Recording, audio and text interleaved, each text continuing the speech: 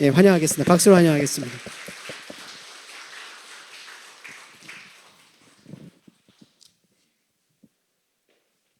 감사합니다. 먼저 사진부터 한 장 찍고 시작할게요.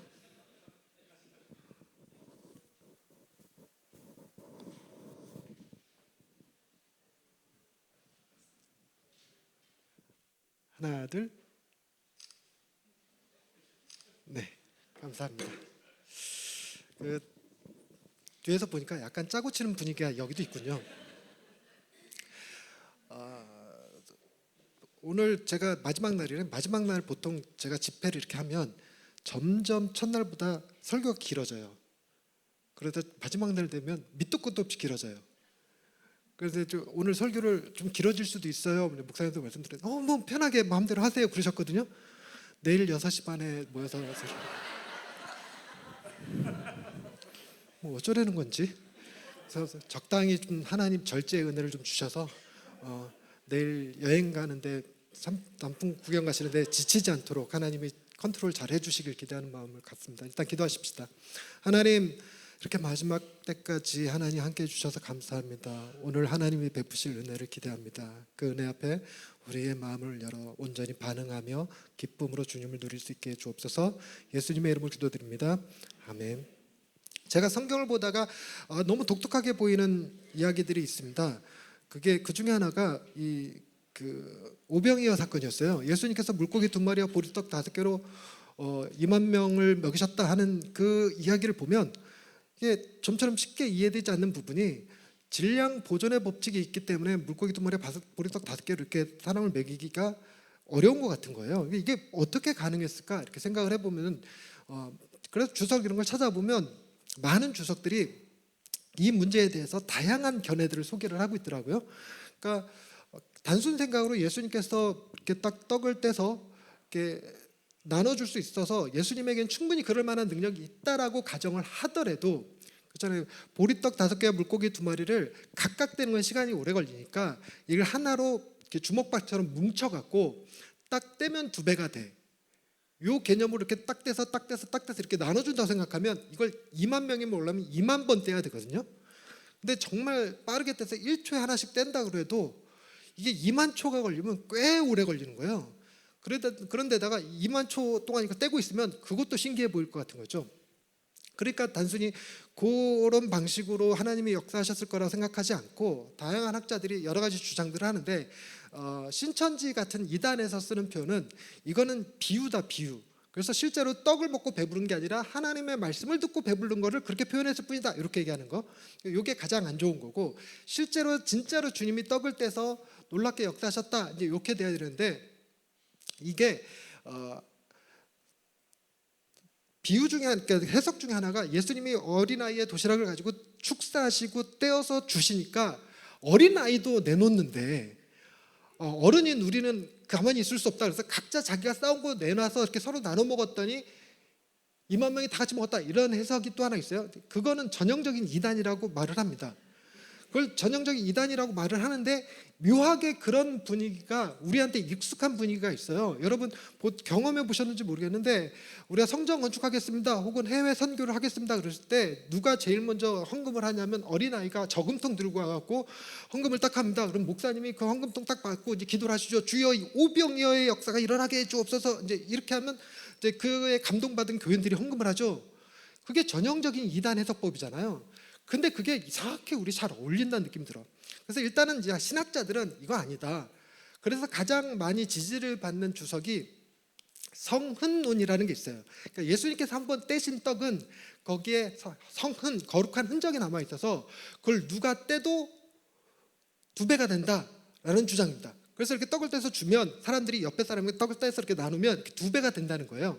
그 성흔론이 가장 많은 지지를 받는데 제가 그걸 보면서 이거 또 영 마음이 개운치가 않는 거예요. 성흔론으로. 왜 그랬냐면 그 현대판 신데렐라라는 이야기가 있어요. 현대판 신데렐라가 뭐냐면 호박을 가져와서 짠 하면 그게 마차로 변해야 되는데 현대판에서는 호박이 솜으로 변해버린 거예요. 그때 신데렐라가 짜증을 내면서 왜 마차가 아니고 솜이냐 그랬더니 마차는 옛날에나 필요했지 지금은 솜이 필요해. 솜 들고 가져가 봐. 그래서 솜 들고 이제 왕궁에 갔는데 왕자가 바람둥이라 거기 있는 아가씨들 쭉 일렬로 줄 세워놓고 한 명씩 돌아가면서 춤을 추고 있는 거예요. 그러니까 자기가 제일 늦게 왔으니까 자기 차례가 돌아오려면 한참 먼 거죠. 그런데 너무 열심히 쳤던 이 왕자가 쌍코피가 빵 터졌는데 거기에 솜을 갖고 온 사람이 아무도 없는 거예요. 그래서 그래서 솜을 준비해 주었구나. 그래서 솜을 딱 떼갖고 코에다 막아줬어요. 그랬더니 와, 준비성 있는 여자 이래갖고 남은 시간은 이 왕자가 이 신데렐라하고만 춤을 췄어요. 근데 종이 12시가 되니까 신발 하나 벗어놓고 도망을 갔죠. 그때 신발 찾고 군인들이 이렇게 찾으러 왔어요. 그때 딱 오니까 신데렐라가 그거 제 거예요 하고 딱 치는데 딱 맞더라고요. 그러니까 군인이 수갑을 딱 채우면서 살인 미수죄로 체포합니다 이렇게 되는 거죠. 왜요? 그랬더니 12시가 넘어갔고 솜이 호박이 돼버렸대. 근데 왜 난 그 성운론 얘기를 듣는데 그게 생각이 나는 거예요. 누가 떼도 2배가 되면 이걸 어떻게 먹냐고. 이게 떼면 2배가 되는데 못 넣잖아. 또 떼면 어떻게 먹어. 그러면 이게 딱 집에 들어서 씹을 때마다 2배가 돼버리면 어떻게 삼키냐고요. 근데 이게 납득이 안 되는 거라. 그래서 이제 하나님 앞에 막 고민하면서 이거 어떻게 된 겁니까? 이제 고민하는데 이게 약간 힌트가 될 만한 게 구약에 나오는 게 있더라고요. 그러니까 기름병과 통의 가루가 떨어지지 않았던 사건이 있었어요. 그래서 어쩌면 예수님께서 그 떡을 떼서 이렇게 제자들에게 나눠줬는데 제자들이 각자 12바구니에 이렇게 담아줬단 말이에요. 그래서 그 바구니 들고 막 돌아다니면서 사람들한테 막 나눠준 거죠. 나눠줬는데 나눠주다 보니까 내가 예수님한테 받은 것보다 좀 많이 나눠준 것 같은데 하고 내 걸 딱 보니까 여전히 그대로야. 이거 왜 계속 그대로지? 이러면서 고민하고 다른 제자들 보니까 다른 제자들도 막 나눠주느라 바빠. 근데 여기서도 저도 주세요 그러니까 또 깊이 생각 못하고 이렇게 나눠주다가 또 나눠주려고 딱 보니까 받았대. 그리고 어쩔 수 없이 두고 갔더니 남은 광주리가 12광주리더라 이렇게 된 거죠.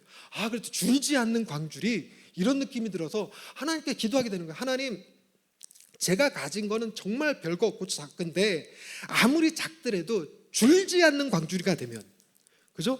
아무리 많은 돈을 가졌는데 쓸 때마다 줄어드는 사람보다 내가 제일 부자가 아닐까 이런 생각을 하게 되더라고요. 하나님, 하나님의 은혜가 내게 넘쳐 흐르진 못할지라도 내가 퍼줬을 때 내가 고갈되지 않는 사람, 목사가 되려면 내게 있는 이 은혜가 작더라도 퍼줬을 때 고갈되지만 않으면 괜찮을 것 같은 거예요.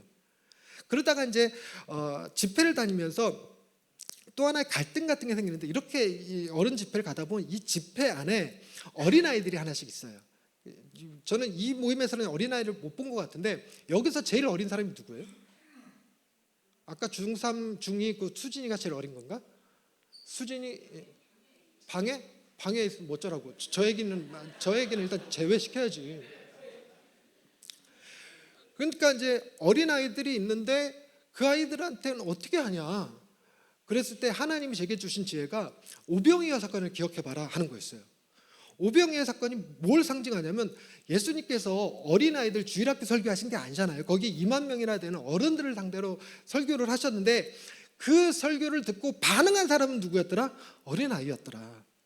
그러니까 어린아이가 있다고 해도 어린아이 수준에 맞출 게 아니라 복음은 누구나 들을 수 있고 어린아이가 가장 순수하게 그 복음을 받아들일 수 있다는 거죠. 그래서 저도 그런 기대를 가지고 하나님, 제가 집회하는 장소에 어린아이가 있으면 그 어린아이가 오병이어의 기적의 주인공이 되게 주옵소서, 이런 마음을 품게 되더라고요.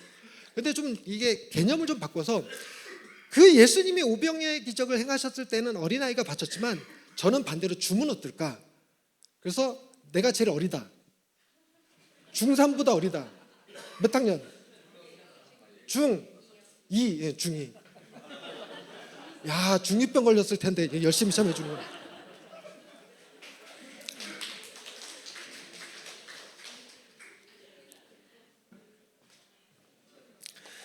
근데 중2병 돈 받고 아멘 안 하면 뺏어. 아멘 소리 꼭 해야 돼, 중간중간에. 자, 제가 처음에 시작하면서 이야기의 플롯이라고 하는 개념을 설명드렸습니다. 기억하시는지요? 발단, 위기, 절정, 결말. 앞에 계셔서 정말 대답을 잘해 주세요. 네. 근데 이 개념 속에 처음에 발단 부분에서 하나님의 창조 이야기하면서 제가 하나님이 우리를 얼마나 사랑하시는지에 대해서 얘기를 드렸고, 지난 시간에 위기를 다뤘고, 오늘은 이 절정과 결말에 대해서 다루게 될 겁니다. 그래서 오늘이 피크가 될 건데, 여러분 제가 처음에 빨간 망토 소녀의 이야기를 해드렸던 거 기억하시는지요? 그 아이가 할머니한테 도시락을 갖다 주러 갔습니다. 이거는 이야기가 아닙니다. 거기에 반드시 뭐가 껴야 되냐면 위기가 껴야 돼요. 그때 위기가 뭐냐면 늑대가 나타났다예요. 그 늑대가 나타나서 빨간 망토 소녀와 할머니를 잡아먹었습니다. 그러니까 잡아먹혔어요. 그래서 더 이상 소망이 완전히 사라진 상태, 완전히 절망에 든 상태, 그 상태에서 절정이 등장하는데, 그 소녀한테 야, 너 늑대 뱃속에서 나오려면 이렇게 해야 돼 하는 방식으로는 작동하지 않고, 그 사냥꾼이 실제로 늑대 배를 갈라서 꺼내주는 이야기입니다. 이 꺼내주는 이야기인데, 예수님의 이야기가 가장 그 스토리와 비슷하게 닮아 있어요. 여러분, 오늘 예수님이 우리를 어떻게 구원하실 거냐를 이해할 때 반드시 우리 속에 무엇이 전제되어 있었냐면, 우리가 지금 현재 늑대 뱃속에 들어간 상태라는 사실을 기억하셔야 됩니다. 그게 굉장히 중요해요. 그래서 제가 지난주에 위기를 설명하면서 우리의 죄가 5가지 이미지가 있다 말씀드렸습니다. 5글자로 자기 중심성, 4글자로 우상숭배. 보고 읽으시는 거죠? 이걸 외우실 수 있는 나이대가 아니신 것 같아서. 3글자로 과부족, 2글자로 성향. 첫 번째 이건 그다음 얘기하지 마세요. 1글자로 우리 교인들도 요것만 대답해.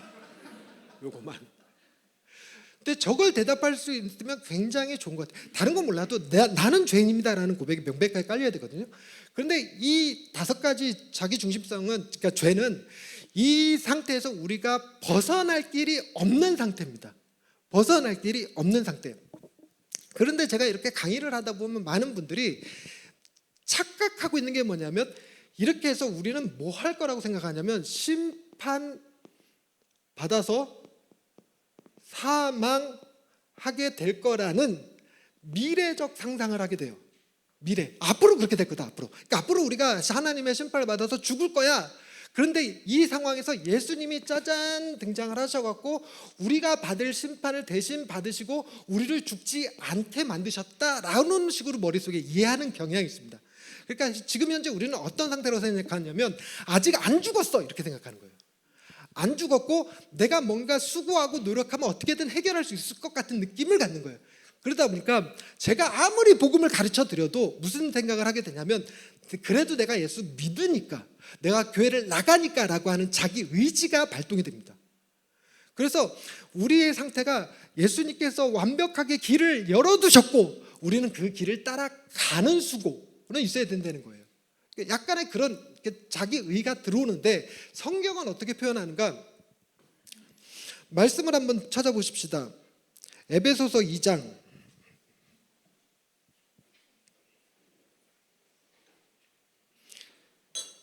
에베소서 2장 1절 말씀 한번 찾으시면 제일 먼저 찾으시면 읽어주실래요?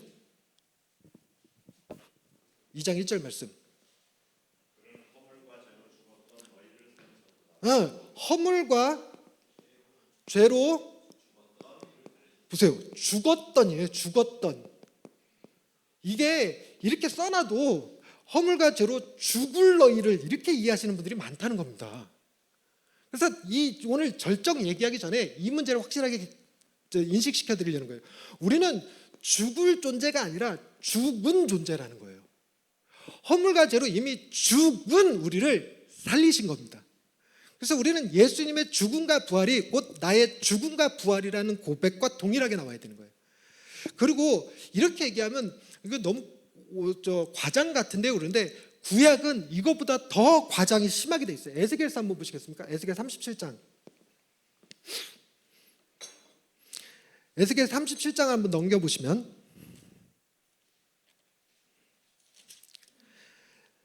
에스겔 37장 4절 말씀 찾으셨죠? 또 내게 이르시되 너는 이 모든 뼈에게 대언하여 이르기를 너희 마른 뼈들아 여호와의 말씀을 들을지니라 하고, 마른 뼈가 등장합니다. 마른 뼈.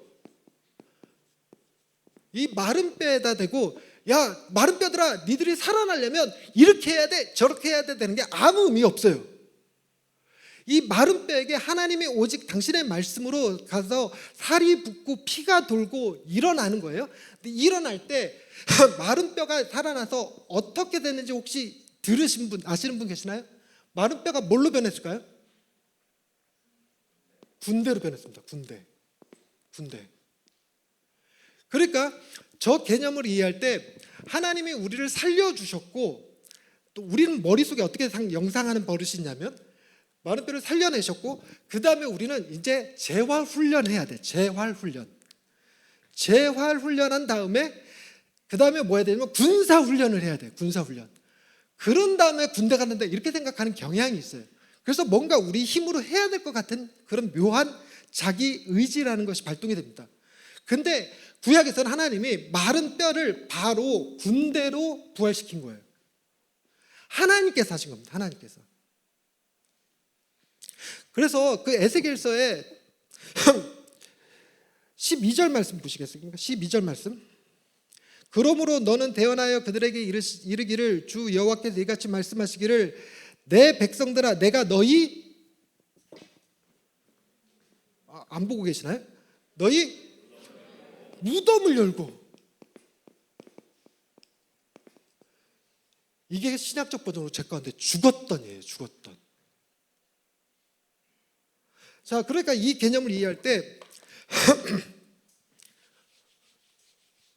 제가 지금 절정 얘기하기 전에 지금 위기에 대해서 다시 한번 각인시켜 드리는 겁니다.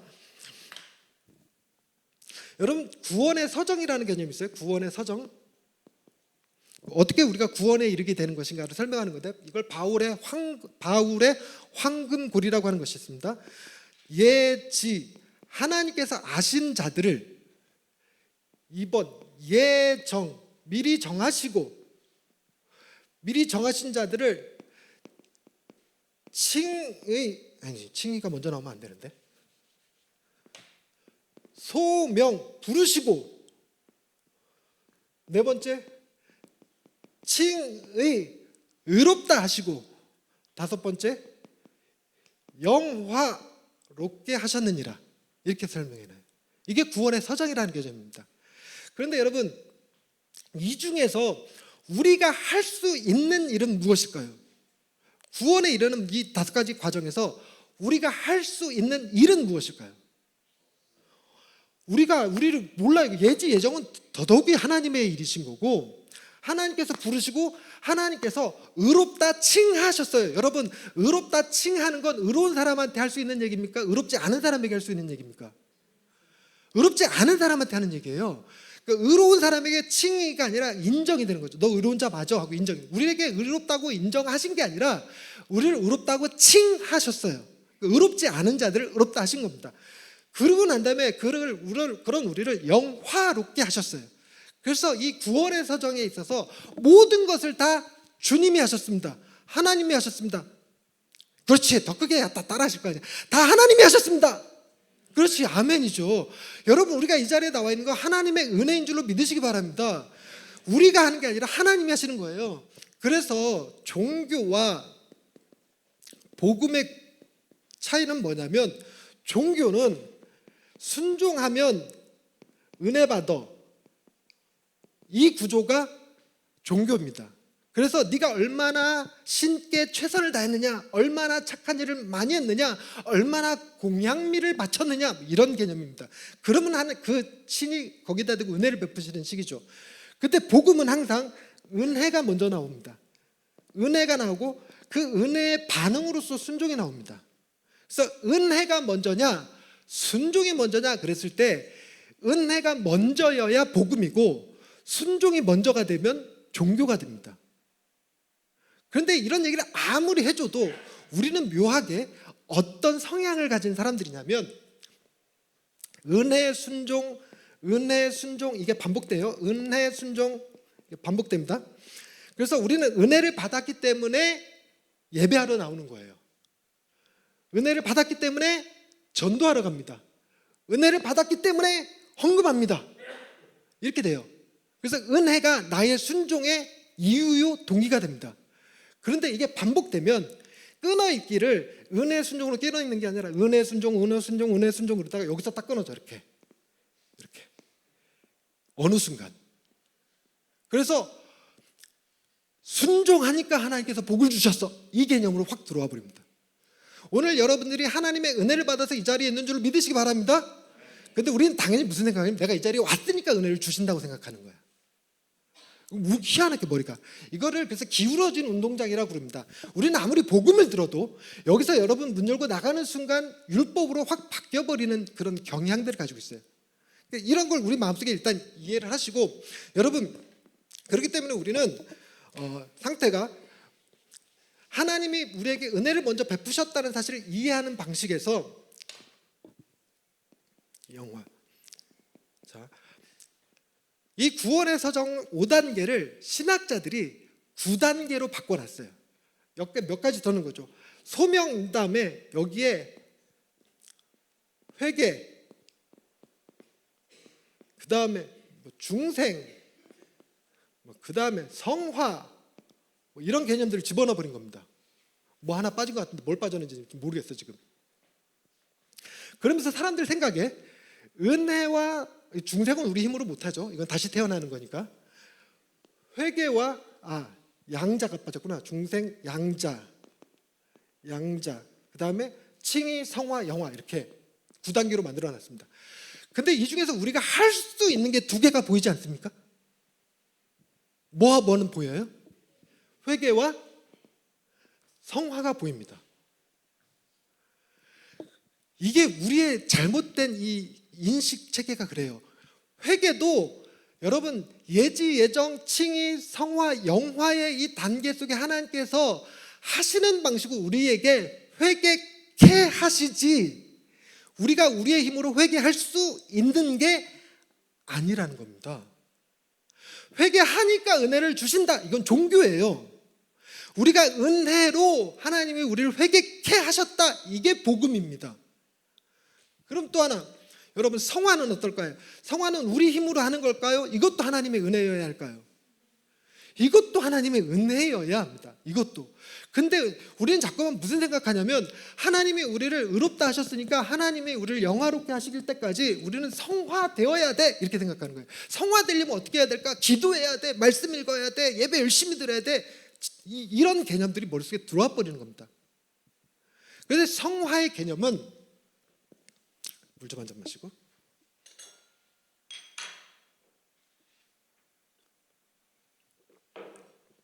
자, 성화란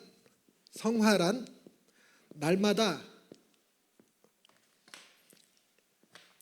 칭의가 날마다 겹겹이 쌓이는 것.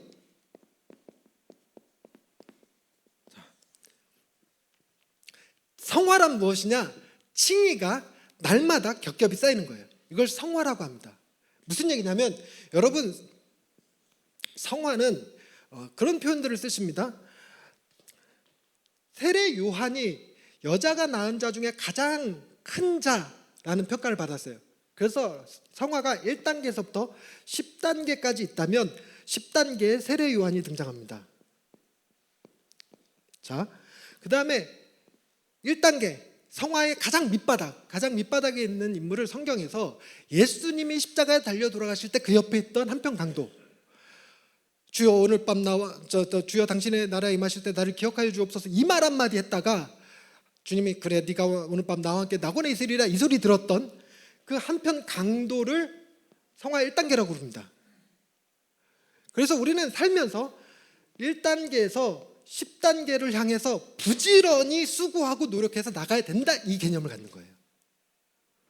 그런데 여러분 생각에, 신학자들의 생각은 제가 조금 이따 알려드리고, 우리가 이 영화되면 영화는 레벨루가 있을까요, 없을까요? 영화의 0단계, 10단계 이렇게 있을까요, 없을까요?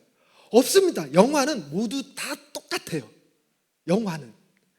그러니까 강도가 영화되나 세례 요한이 영화되나 둘 다 똑같습니다. 그러면 여러분들한테 물을게요. 여러분들은 그러면 성화 1단계에서 영화 되시기를 원하십니까? 성화 10단계에서 영화 되시기를 원하십니까? 나도 1단계.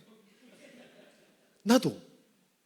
뭐하러 그 개고생하면서 성화 10단계까지 되지도 않는 걸 뭐 길을 쓰고 뭐 그래갖고 그렇게 가냐. 근데 또 이렇게 한번 물어봅시다. 강도와 세례 요한 중 하늘나라에서 누가 더 큰 자일까요?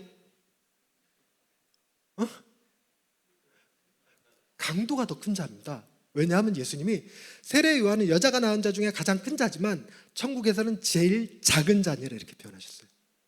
제일 작은 자. 그러니까 여러분은 이 땅에서 성화 10단계에서 무슨 성인 소리 듣고 이거 훌륭한 신앙인이라고 소리 듣고 신앙의 위인이라고 소리 듣고 이런 말 듣다가 천국에서 꼴찌 하시겠습니까? 아니면 나 신앙이라고는 걔 날라리인데 어떻게 교회만 열심히 나와? 이러다가 세례요한보다 큰 자 되시겠습니까?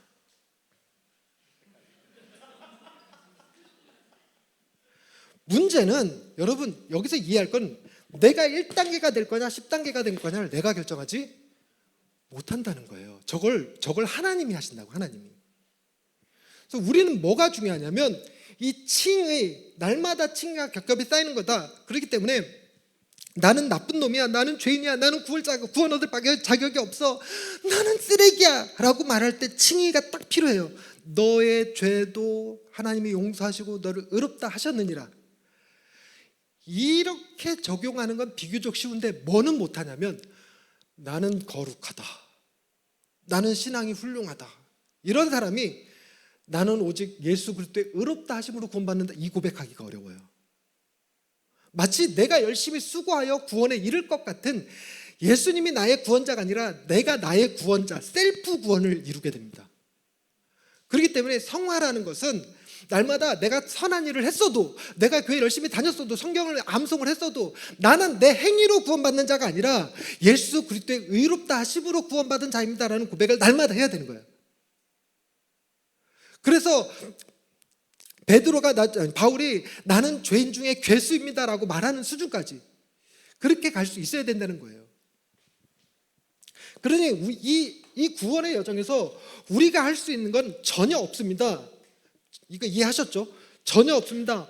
어느 수준이냐? 첫 번째, 죽었던 수준. 두 번째, 무덤에 있는 수준. 자, 세 번째, 무슨 수준? 답이 안 나오네. 땡땡뼈. 그렇죠. 마른 뼈. 누가 대답했어요? 대답하신 분 손? 네.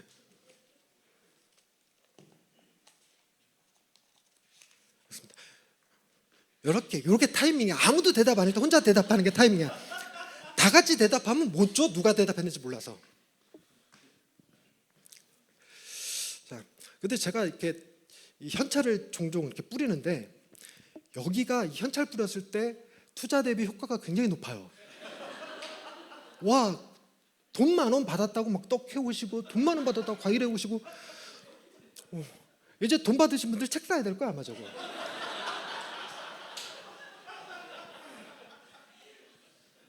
돈 주는 게 아깝지가 않아 전혀. 그래서 철저하게 지금 뭐가 필요한 거냐면 나는 지금 늑대 뱃속에 있는 자입니다. 그래서 이런 나를 어떻게 예수 그리스도가 우리를 구원하시는 것이냐 하는 얘기가 오늘의 이야기가 되는 겁니다.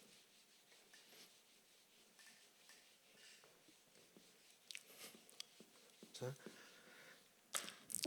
하나님이 우리를 구원하실 때 우리의 마음 상태가 밑에는 두려움이 있고 위에는 교만이 있습니다. 우리의 마음 상태는 항상 이렇게 움직입니다. 그래서 교만을 자극하는 방식으로, 이걸 욕심이라고 부르는데, 욕심을 자극하는 방식으로 이렇게 교회를 운영하는 거, 이거를 사행성 종교라고 불러요. 사행성 종교. 그래갖고 헌금 많이 하면 하늘나라에서 큰 집이 생깁니다. 여러분 헌신 많이 하시면 하늘나라에서 금면류관 받습니다. 이렇게 투자 개념으로 얘기하는 거. 그리고 그 투자 개념으로 얘기하는 가장 많이 나오는 게 뭐냐면 헌금. 헌금하시면 하나님께서 최소가 30배입니다. 이렇게 이런 개념으로 가는 거. 요게 이제 사행성 종교라고 부릅니다. 요거의 효과가 아주 좋아요. 부흥하는 교회들 대부분 이걸 아주 잘 쓰십니다. 그러니까 여러분 교회도 부흥하려면 저거 잘 쓰셔야 돼.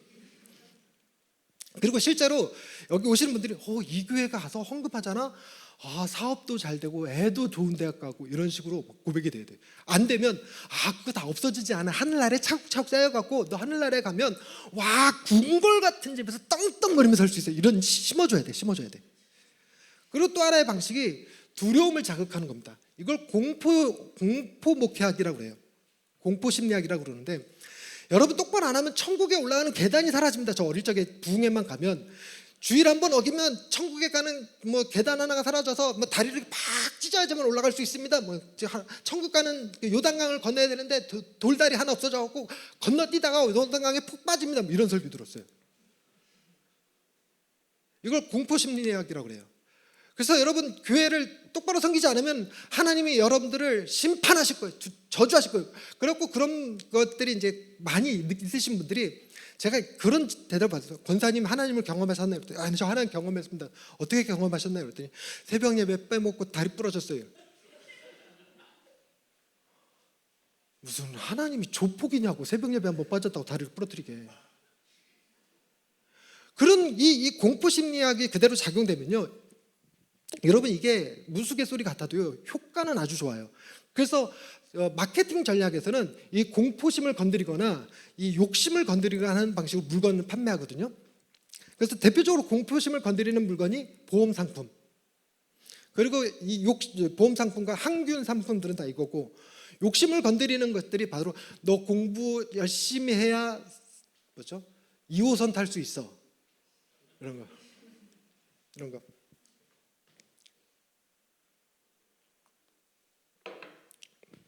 근데 교회도 이런 형태로 움직이는 거예요. 그래서 여러분의 교회도 이제 부흥하려면 이걸 택하는 거죠. 근데 하나님의 일하심의 방식은 두려움과 교만이 있는 우리의 마음을 변화시키는 데 관심이 있어요. 변화. 심지어는 뭐라고도 표현하냐면 재창조. 누구든지 그리스도 안에 있으면 새로운 피조물. 이렇게 돼야 돼요. 단순히 변화시키는 것이 아니라 새롭게 빚으셔야 됩니다. 그런데 이 교만과 두려움을 자극하면 어떤 현상이 벌어지냐면, 마음이 녹아서 다시 빚어지는 게 아니라 마음이 구부러져요. 그래서 나 이제부터 주를 위해서 살 거야, 이제 열심히 헌금할 거야, 이랬다가 시간 지나면 도로 딸랑 펴져 버려. 그래서 우리는 계속 이 마음을 구부리는 설교를 들으면서, 그래서 내가 어떻게 해야 됩니까? 성경 몇 장 읽어야 됩니다. 기도 몇 시간 해야 됩니다. 암송 몇 개 하셔야 됩니다. 이런 방식으로 우리의 마음을 자극시키는 겁니다. 그러면서 설교를 듣는 사람들도 늘 언제나 how to를 원해. 그래서 우리는 어떻게 해야 된다는 겁니까? 이렇게 하는 거죠. 근데 하나님은 이 how to의 방식으로 일하지 않는다는 겁니다. 제가 지금까지 얘기했던 것들이 지금 첫째 주, 둘째 주, 셋째 주 한 얘기들이에요. 그랬더니 목사님이 그러는 거예요. 지난주에 목사님 저희 교회 진짜 위기입니다. 뭐가요? 그랬더니 다음 주에 뭐라고 하시려고 설교를 이렇게 하십니까? 그럼 우리 도대체 뭐 하라는 얘기입니까? 뭘 할 수 있다는 얘기입니까? 이렇게 얘기합니다. 저희 교회도 얘기했더니 우리 어떻게 하라고 이렇게 얘기하더라고요. 근데 이제 결론을 스포하자면, 율법이요, 우리가 종교로 접근하면 율법은 우리에게 요구가 됩니다. 요구. 이거 해, 이거 하면 안 돼 하는 방식입니다. 예배 드려, 찬양해, 기도해 하는 방식입니다. 근데 복음은 우리를 어떻게 만드냐면 율법을 욕구로 경험하게 합니다. 그래서 예배 드리고 싶어, 찬양하고 싶어, 기도하고 싶어, 이렇게 바뀌어요. 그래서 이게 율법이 요구가 될 때는 항상 상벌 개념이 여기 붙습니다. 그래서 율법을 잘 지키면 하나님께서 너에게 상 주실 거고, 잘 못 지키면 벌 주실 거야. 그러니까 그게 두려워서 예배 시간에 철저하게 딱 나와서 졸면 안 되고, 예배 드리기 전에 헌금도 다림질해서 가지고 와야 되고, 이런 개념이죠. 근데 복음은 우리의 마음을 녹여서 하나님의 성품을 담게 합니다. 하나님의 성품을 닮게 하기 때문에 율법이라는 것 자체가 하나님의 성품에서 나온 이야기들이에요. 하나님의 성품에서 나온 얘기. 그래서 우리가 율법을 몰라도 돼요. 율법이 613가지가 되거든요. 이거 종류 외우는 것도 머리 쥐납니다. 목사님들 가운데 저거 율법 13가지 외우는 사람 한 명도 본 적이 없어요. 저도 이 중에서 10개 압니다. 10계명. 10계명보다 더 좋은 거 2개 압니다. 하나님 사랑, 이웃 사랑. 요 정도만 아는 거거든요. 그런데 이걸 아는 것도 쉽지 않은데 놀랍게도 요구가 하나님의 성품을 닮아가면서, 하나님이 우리의 마음을 빚으셔서 새롭게 만드셔서 하나님의 성품을 닮아가면 내가 하고 싶은 일을 성경에서 찾아보면 율법으로 기록되어 있습니다. 돕고 싶고, 섬기고 싶고, 거짓말하기 싫어지고 이렇게 돼요. 거짓말하면 안 돼! 이게 아니라 거짓말하기 싫어져. 그래서 복음은 우리를 율법에서 요구가 아니라 욕구로 변화시키는 겁니다. 이렇게 되기까지, 그럼 이 과정을, 우리의 마음을 교만함이 아니라 겸손함으로,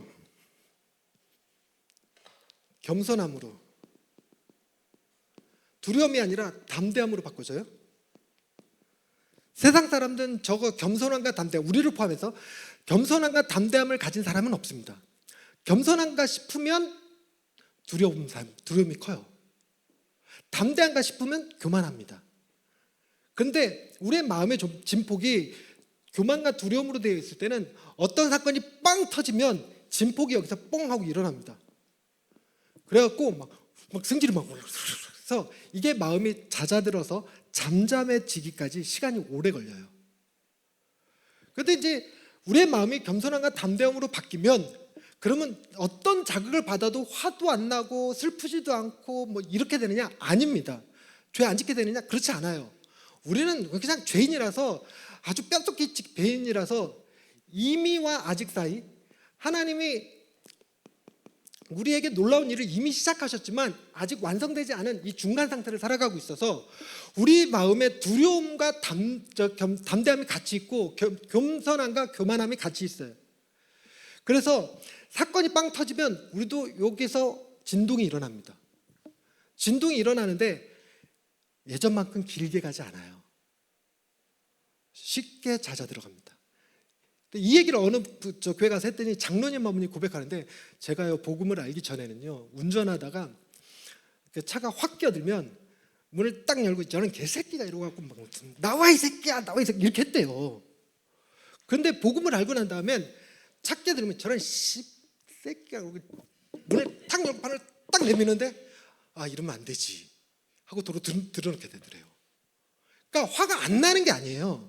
나는데 예전만큼 그 화로 인해서 내가 절망에 빠지거나 아니면 큰 죄악 가운데 빠지거나 이렇게 되지 않는다는 겁니다. 그러니 하나님의 일하심의 방식은 우리를 겸손하게 하고 담대하게 하신다는 거예요. 그런데 겸손함과 담대함이 어디서 길러지느냐?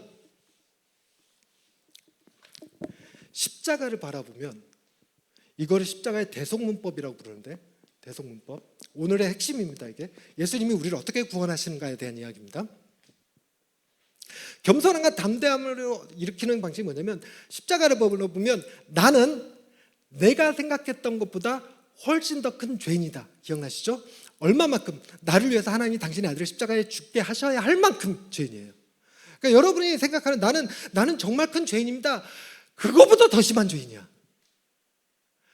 그래서 여러분은 정말 죄인입니다 그러면 아멘 한번 해주세요. 여러분은 그냥 다 죄인입니다. 근데 사람들이 에이 나쁜 놈 이러면 우리의 반응이 어떻게 되냐면, 내가 무슨 나쁜 놈이야 이러면 이해를 못한 거고, 어떻게 알았지? 근데 제가 모르는 게 있네, 그거보다 내가 더 나쁜 놈인데, 이렇게 그런 겸손함이 생겨요. 그래서 그런 자극에 크게 그렇게 마음이 불편하지가 않아요. 그런데 동시에 겸손함이 생기고, 그 다음 동시에 하나님께서 우리를, 내가 기대하는 것보다 나는 하나님께 더 큰 사랑을 받는 존재예요. 하나님께서 나를 사랑하다 당신의 아들을 내어주실 만큼 사랑하신 거니까. 그래서 난 하나님 앞에 사랑받는 존재라는 담대함이 생깁니다. 그래서 세상 사람들이 나를 미워해도, 세상 사람들을 알아주지 않아도 상관없어요. 내게 가장 중요한 관객이시고 내게 가장 중요한 주인이신 그분이 나를 사랑하는 것으로 충분해. 이렇게.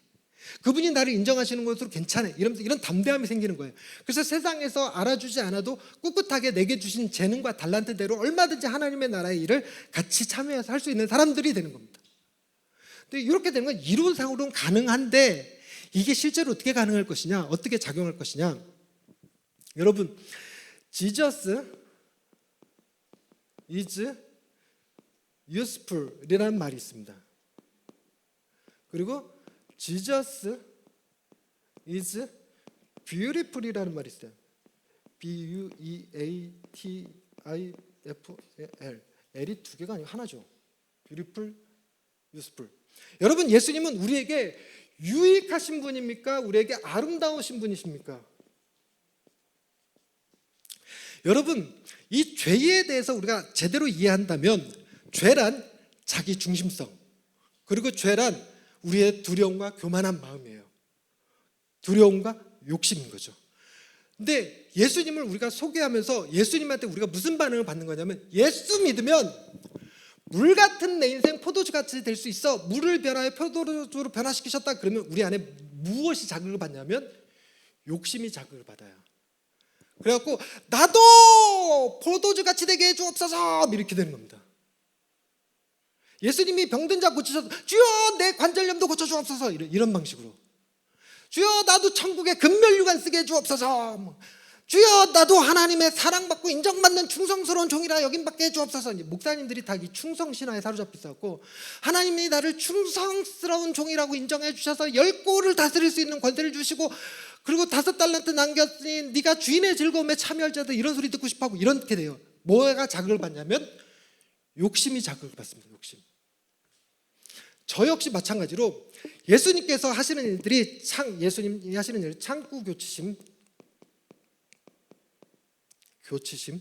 이걸 애울라고 이렇게 쓴 건데, 순서를 창구를 고치시는 분, 이렇게 대답해 보실래요? 뭐의 줄임말일까요? 창조자, 구원자, 교사, 가르치시는 분, 치료자, 심판자. 하나님 당신의 심판을 아들에게 맡기셨다, 이 표현이 나옵니다. 그래서 창구 교치심 이렇게 오는데, 저기에 치료자가 나오고, 예수님의 복음사역서 이렇게 사복음서를 읽다 보면 예수님께서 주로 무슨 일을 하냐면 가르치시고 고치시고 천국 복음을 전하시더라, 이런 표현이 자꾸 나와요. 그러니까 목사들이 뭘 해야 되냐면 가르쳐야 되고 고쳐야 되고 복음도 전해야 된다는 거예요. 이런 얘기를 듣는 순간 저도 마찬가지로 막 욕심이 혹 들어와갖고, 하나님 나도 고칠 수 있게 해주옵소서. 내가 안수하는 순간 눈먼 눈이 돼 눈 뜨게 해주시고, 못 걷는 자가 일어서게 해주시고, 할 수만 있다면 죽은 자도 살아나게 해주옵소서. 막 이 욕심이 생기는 거죠. 근데 이런 욕심에 제동을 확 거는 게, 주여 내가 주의 이름으로 병든 자 고치고 주의 이름으로 귀신 들린 자를 쫓아냈나이다. 그래서 예수님께서 내가 너희를 도무지 알지 못하노니 불법을 행하는 자들아 내게서 떠나가라, 이 말씀이 딱 우리의 마음을 진정시켜주는 그런 효과인데요. 그러니까 나도 방언하고 싶고, 나도 예언하고 싶고, 나도 신유의 은사가 있었으면 좋겠고, 막 이런 식으로. 근데 하나님이 제게 놀라운 은사를 주셨는데, 제가 우리 아이들 그 막 고열에 막 감기에 시달려서 우리 아이들 머리에 손을 딱 얹고 안수기도 해줬어요. 그랬더니 그 다음날 폐렴으로 입원해 버리더라고요.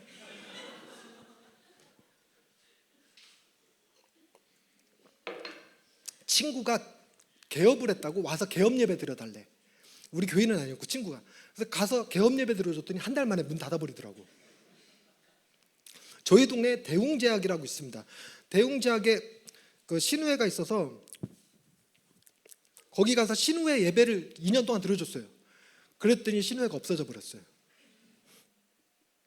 제가 인도에 집회를 갔습니다. 인도에 그 청소년들과 거기 선교사님들과 그 가족들을 위해서 집회를 아주 뜨겁게 해줬어요. 근데 그 다음에부터 인도에 핍박이 일어나고 선교사님들 다 쫓겨나셨어요.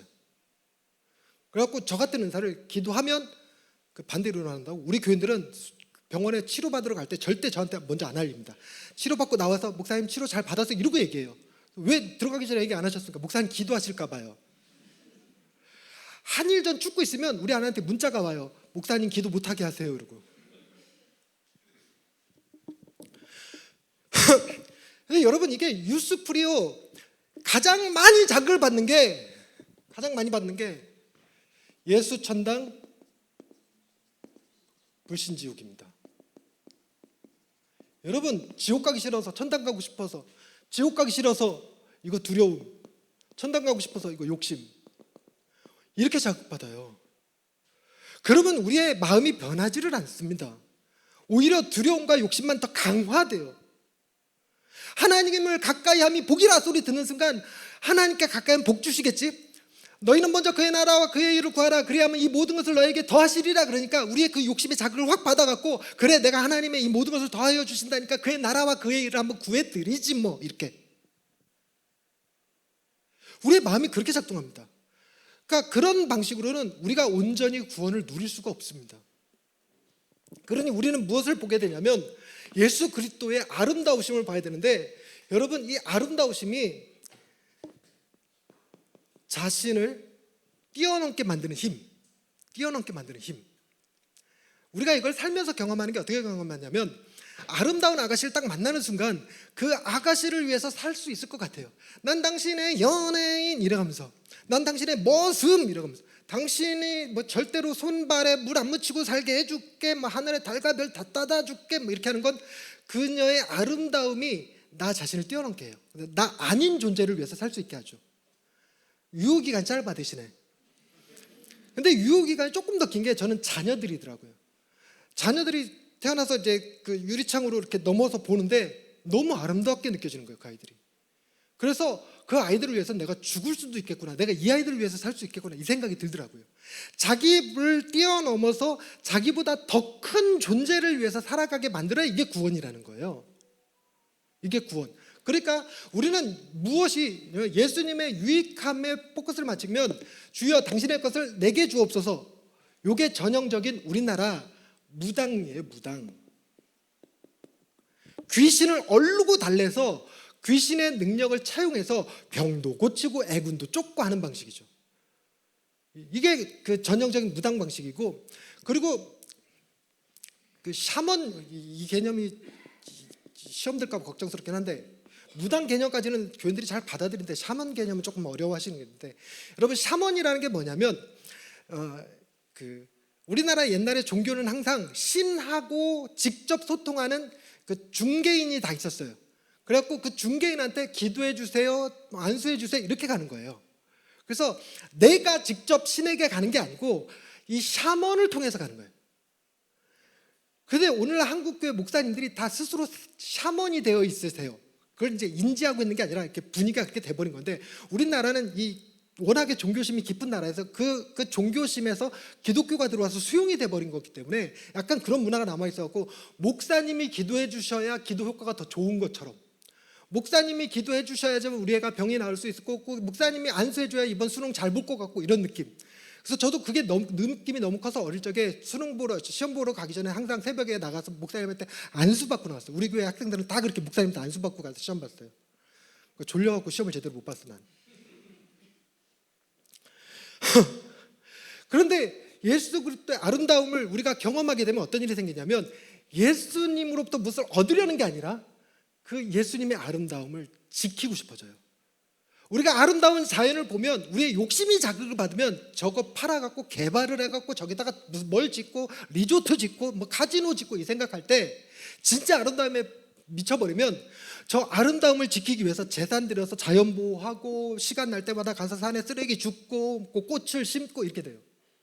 자기를 뛰어넘는 거죠. 예수 그리스도의 아름다움을 볼 수 있어야 된다는 겁니다. 그 예수 그리스도의 아름다움을 보는 게 이 대성문법이라는 건데,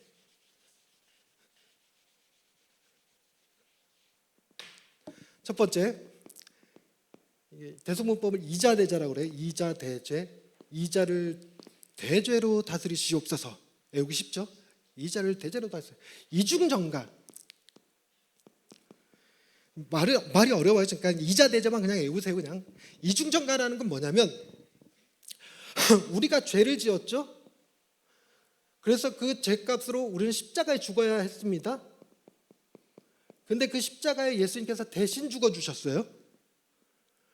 그래서 우리의 죄가 해결됐습니다.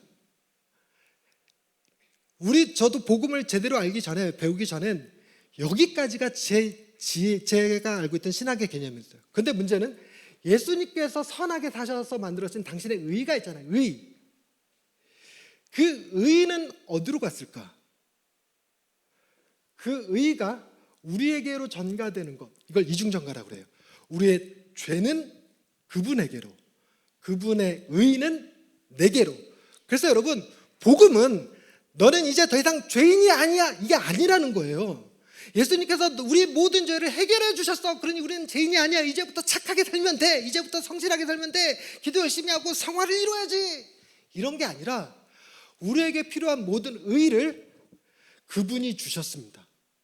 그래서 그분이 우리가 절대로 이룰 수 없는 하나님의 모든 뜻을 다 이루시고, 당신이 받으셔야 될 의를 우리에게 주시고, 우리가 받았어야 될 심판을, 죄값을 그분이 치르시는 것, 이걸 이중전가라고 그래요. 그래서 히브리서 11장 가면 믿음이 없이는 하나님을 기쁘시게 못하나니, 하나님을 기쁘시게 하는 자들은 그가 계신 것과 자, 요거 맞춰주시면 좋겠네요. 그를 찾는 자들에게 이것을 주는 분이다, 이렇게 얘기해요. 상 주시는 분이에요. 상. 그때 사람들이 착각하는 게 뭐냐면, 내가 교회 열심히 다녔으니까, 내가 전도 열심히 했으니까, 이 생각하는데, 그 상이 아니라 예수께서 받으셨어야 될 상을 내게 주신 거예요. 그걸 믿는 자들이 하나님을 기쁘시게 하는 자들이라 그래요. 그러니까 내가 내 행위로 하나님을 기쁘시게 하겠다, 이건 행위와 위선의 죄예요, 그냥. 그래서 우리는 우리 행위로 절대로 하나님을 기쁘시게 할 수 없어요. 하나님께서 이미, 예수님께서 우리에게 주신 이 의의 상을 받는 것, 이게 이중전가입니다. 그리고 두 번째, 자리 바꿈.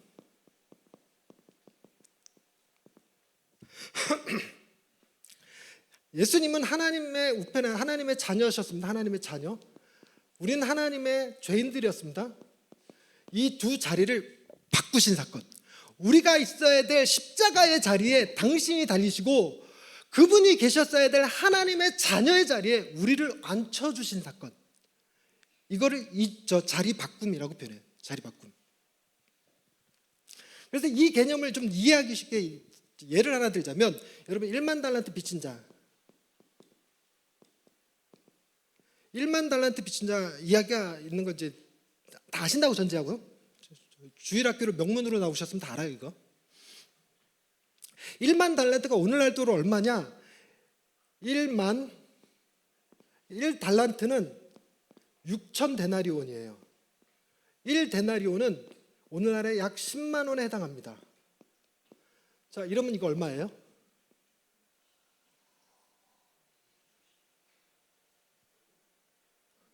6조 원입니다. 구라를 쳐도 저렇게 쳐. 뭔 6조 원을 빌려주고 그거 못 갚는다고 탕감, 말이야, 장난이야 이게.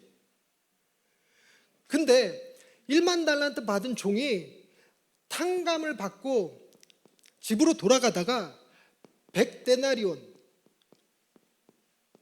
100데나리온이면 얼마입니까? 1데나리온이 10만 원이야. 그럼 100데나리온은 1000만 원쯤 되나요? 여러분, 1000만 원 용서해 줄 수 있습니까? 저는 못해요.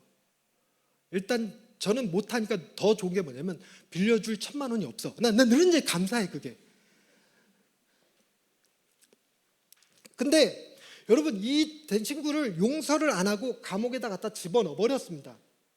그것 때문에 왕이 노하입니다. 노하여서 이 1만 달란트에다가 뭘 플러스 시키냐면 괘씸죄를 플러스 시켰어요. 괘씸죄. 그래갖고 이거 갚을 때까지 이 종을 감옥에다 집어넣어라. 이게 이제 1만 달란트 비유입니다. 그런데 여러분, 그래서 우리는 늘 언제나 저런 말씀을 들을 때 어떤 인식을 하게 되냐면, 그래, 내가 하나님 앞에 죄 용서 1만 달란트 용서 받았으니까 나는 100데나리온 용서하며 살아야지, 그래서 용서하는 자가 될 거야, 이렇게 생각하는데, 여러분, 안 돼요. 1만 달란트를 내가 탕감 받았다는 얘기는 나한테 돈이 있다는 얘기, 없다는 얘기예요. 없어요. 돈이 없으니까 일반 달란트가 못 갚아갖고 지금 탕감 받은 거지. 그런데 1,000만 원을 내가 용서해 줄 수 있어? 못해요. 우리도 못합니다. 그래서 우리는 그거 용서 못해갖고 우리는 뭐가 돼야 되냐면, 여러분 이해하시길 돕기 위해서 1만 달란트 탕감 받았으니까 100데나리온 용서해야지 이러면 우리가 죽은 자라는 걸 모르는 거예요. 지금 우리가 마른 뼈라는 사실을 모르는 겁니다. 우리는 지금 어떤 상태냐면 1만 달란트 탕감 받고도 100데나리온 용서해 주지 못해서 감옥에 갇혀서, 그 성경에 보면 나와 처와 자녀들이 다 같이 죽게 생긴 상태예요. 다 같이 죽게 생긴 상태. 감옥에 들어간 상태. 감옥에. 자, 여기서 십자가는 보통 우리 죄가 용서받은 수준으로 끝나요. 그런데 자리바꿈. 이 개념은 뭐냐면, 이 친구가 어느 날 감옥에서 풀려났어. 딱 풀려났어. 너 나와. 왕이 널 용서하셨어. 했는데 나와 보니까 어떤 상태로 되냐면 그 왕의 자녀가 되어 있는 거예요. 그 나라의 상속자가 되어 있는 겁니다. 상속자가. 그러면 원래 왕의 자녀는 어디 가셨는데? 너 대신 감옥에서 죽었어. 그래서 우리는 1만 달란트 통감받고 100데나리온 용서 못해주는 자였었는데, 그래서 죽을 수밖에 없는 존재였는데, 내 처와 내 가족들 다 같이 죽을 판이었는데, 나와 보니까 내가 6조 원쯤은 빌려주고 탕감시켜줄 수 있는 어마어마한 나라의 상속자가 되어 있는 거예요. 그게 자리바꿈입니다. 그러니 여러분, 내가 일반 달란트 탕감받은 상태에서는 100데나리온 용서 못합니다. 그거를. 그런데 내가 그 나라의 상속자면 그 나라에다가 100데나리온 더하고 빼고 무슨 의미가 있나요? 아무 의미 없어요. 그래서 100데나리온쯤은 아무 자극도 안 돼. 그래갖고 100데나리온 이거 꿔준 빌려간 친구한테 탕감해주는 수준이 아니라, 내가 너를 용서 못하고 감옥에 넣었다는 게 부끄럽다, 나의 수치다, 미안하다, 내가 사과를 하고 내가 너 남은 인생 책임져 줄게. 너와 네 가족들 먹고 살 수 있게 해주고 네 자녀들 대학 등록금 내가 다 대줄 거고 네 사업 하나 차려줄게. 얼마 필요해? 6조 원 꿔줄까? 이 정도의 배포가 생겨나는 거예요. 그러니까 이게 마음의 변화라는 겁니다. 마음의 변화. 하나님은 단순히 내 죄를 용서하셨다 정도가 아니라 너를 하나님의 자녀 삼으셨다. 그래서 예수님이 우리한테 뭐라고 기도하라고 가르치냐? 하늘에 계신 우리 아버지라고 가르치는 거예요.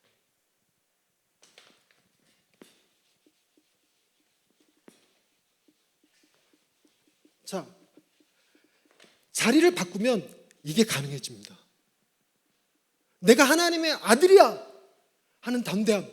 근데 나 대신 누가 죽었지? 진짜 하나님의 아들이 죽은 거야. 그럼 겸손해질 수밖에 없어요. 내 힘으로 된 게 아니기 때문에. 그 다음 세 번째, 대언자.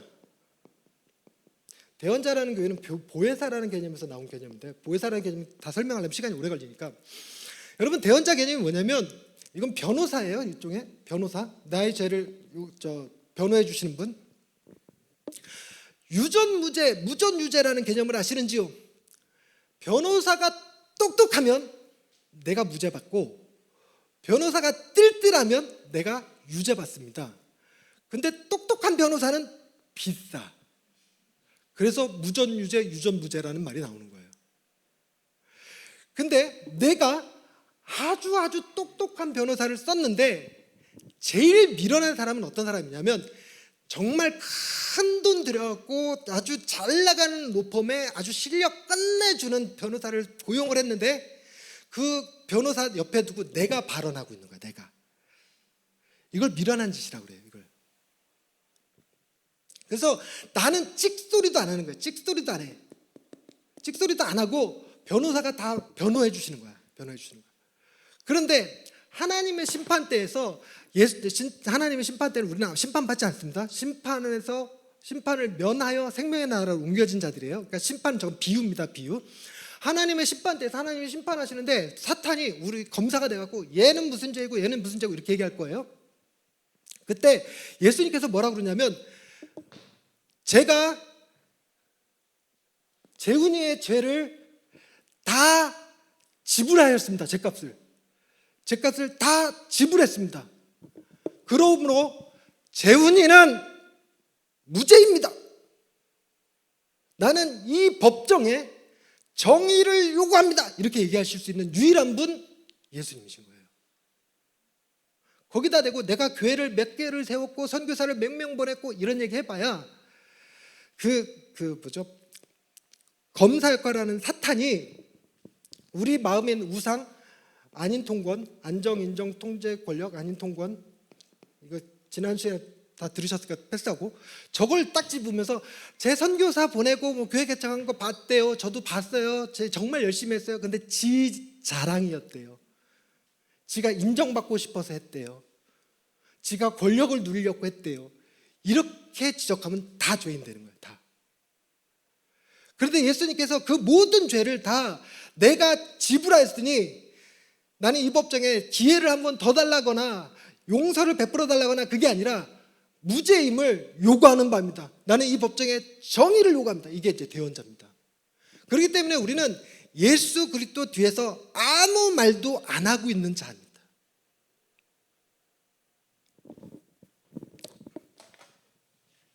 자, 그 다음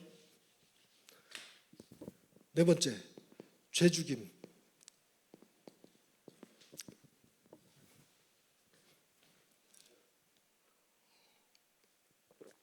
갈 길이 바빠서 말이 점점 빨라지네.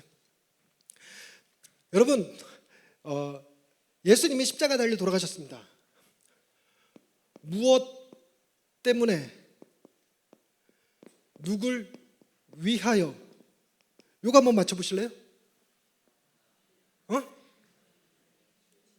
나 때문에 이러면 안 돼요. 나의 죄 때문에. 누구를 위하여? 나를 위하여. 십자가를 보면 예수님이 나의 죄 때문에 돌아가셨고 나를 위하여 돌아가셨습니다. 그래서 죄와 나, 죄인이라고 말할 때 죄와 인을 나누실 수 있는 분이 예수 그리스도입니다. 근데 저런 개념이 우리는 조금 익숙한 게 뭐냐면 죄는 미워하되 사람은 미워하지 말라 이런 표현을 쓰죠. 우리 그거 못해갖고 맨날 낙인 효과. 엄마 내 친구 철수 걔 지난번에 학교 땡땡이 쳐갖고 쫓겨나네. 낙인 효과 이렇게 되죠. 지난번에 담배 피다 걸린 놈, 오토바이인데 타고 가다 사고 치던 놈, 이렇게 우리가 각인이 돼요. 그래서 우리는 죄인을 구분하지 못합니다. 죄와 인으로. 그래서 예수님은 귀신 들린 사람을 우리는 이걸 구분하지 못해요. 귀신과 사람을 구분하지 않습니다. 근데 예수님은 귀신을 구분해서 귀신을 쫓아내는 거지 사람을 책망하지 않아요. 귀신아 떠나가라 이러시는 분이지. 예수님은 우리의 죄를 해결하시고 우리는 사랑하시는 분입니다. 이게 죄 죽인 고리가 어떻게 작동하는 거냐면, 여러분 내가 예수님을 사랑해. 예수님을 너무너무 사랑하면 무슨 일이 벌어지냐? 예수님을 십자가에 죽게 만든 나의 죄가 미워져요. 그리고 예수님께서 나를 사랑하셨던 그 사랑이 너무 좋아서 예수님이 사랑하신 것처럼 나도 내 자신을 사랑하게 됩니다. 우리의 죄는 내 죄 짓지 말아야지, 죄 지으면 안 돼 이러면 죄 지어. 근데 죄가 꼴도 보기 싫고 싫어지면 안 짓게 됩니다. 제가 저거 비유를 찾다가 발견한 게 그거예요. 아빠가 담배를 피는데 병원에서 담배 피우면 큰일 납니다. 뭐 간암, 폐암, 뭐 이빨 썩고 뭐가 오고 막 얘기하는데 안 끊어져. 이거 안 끊어져. 금연학교도 갔다 왔는데 안 끊어져. 그런데 어느 날 자기 딸이 간접 흡연으로 인해서 폐암에 걸렸어. 그래서 애가 죽었어. 그 아빠 담배 필 수 있을까요? 없을까요? 못 펴요. 담배는 꼴도 보기 싫어져요. 담배 볼 때마다 구역질이 나. 그래서 담배가 끊어지는 수준이 아니라 어떤 사람이 되냐면 이 사람은 금연 운동가로 전투적으로 변해요. 담배 회사를 상대로 소송 내고요. 담배 피는 사람들만 보면 쫓아다니면서 내 딸이 죽었단 말이야 이러면서 이제 담배 못 피게 하고요. 이렇게 됩니다. 그렇게 돼 죄가 떨어지는 거예요. 죄가. 여러분, 내가 죄를 안 지려고 하는 게 아니라 죄가 내게서 미워져야, 싫어져야 그제서야 죄로부터 자유로워집니다.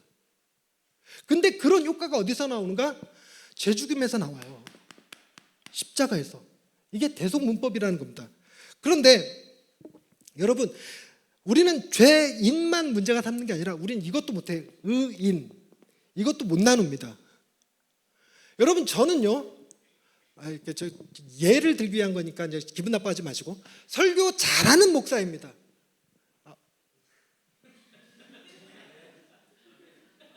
설교 잘하는 목사 하나. 그렇지. 근데 설교 잘하는 목사에서 요거 딱 끊어놓으면 기분 나빠. 난 장로야. 근데 장로 딱 떼고 죄인이야. 이렇게 얘기하는 거 기분 나빠.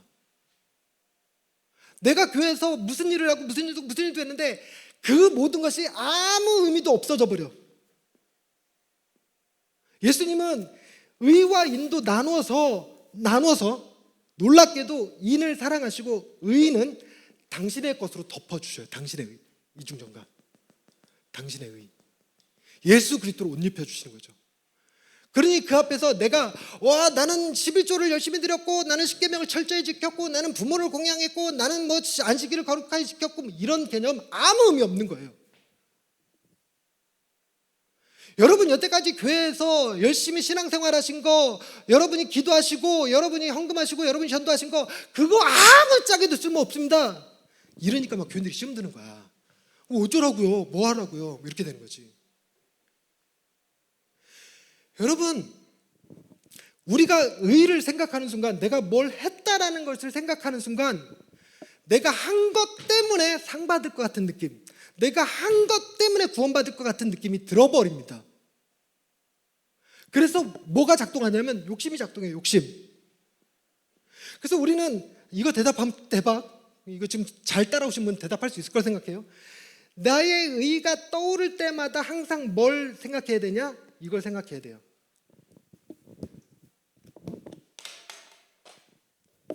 이거. 그렇지. 칭의. 나는 내 의가 아니라 그리스도께서 내게 주신 의로 구원받는 자라는 거. 그래서 내가 정말 교회를 위해서 헌신봉사했어요. 화장실 청소 내가 다 했어요. 교회 건축할 때 벽돌 다 짊어지고 나눴어요. 그러고 나서 내가 할 고백은 뭐냐? 주여, 나는 무익한 종이라 내가 하여야 할 일을 했을 뿐입니다. 이러고 고백해야 되는 거예요. 내가 말이야 교회를 위해서 집을 팔았고 말이지, 내가 벽돌 지으면 이거 다 내가 지은 거잖아. 이거 다. 이러는 순간 예수 그리스도가 아니라 나의 의로 구원받는 존재가 되고, 그럼 종교로 빠져버립니다. 종교로. 근데 이게 여러분 정말 무시 못할 게 쉽게 종교로 미끄러져요. 이걸 기울어진 운동장이라고 그래요. 기울어진 운동장. 그래서 철저하게 여러분, 우리는 뭘 기억해야 되는가? 자, 이자대제.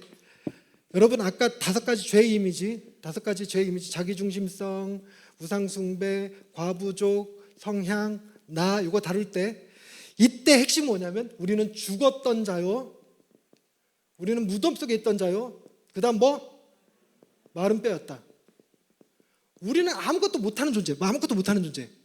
요게 전제로 깔리고, 아까 구원의 서정 얘기할 때 예지, 예정, 소명, 칭의, 성화할 때 우리가 할 수 있는 일이 있다 없다? 아무것도 없다. 우리가 할 수 있는 존재도 아니고 우리가 할 수 있는 일도 아니에요.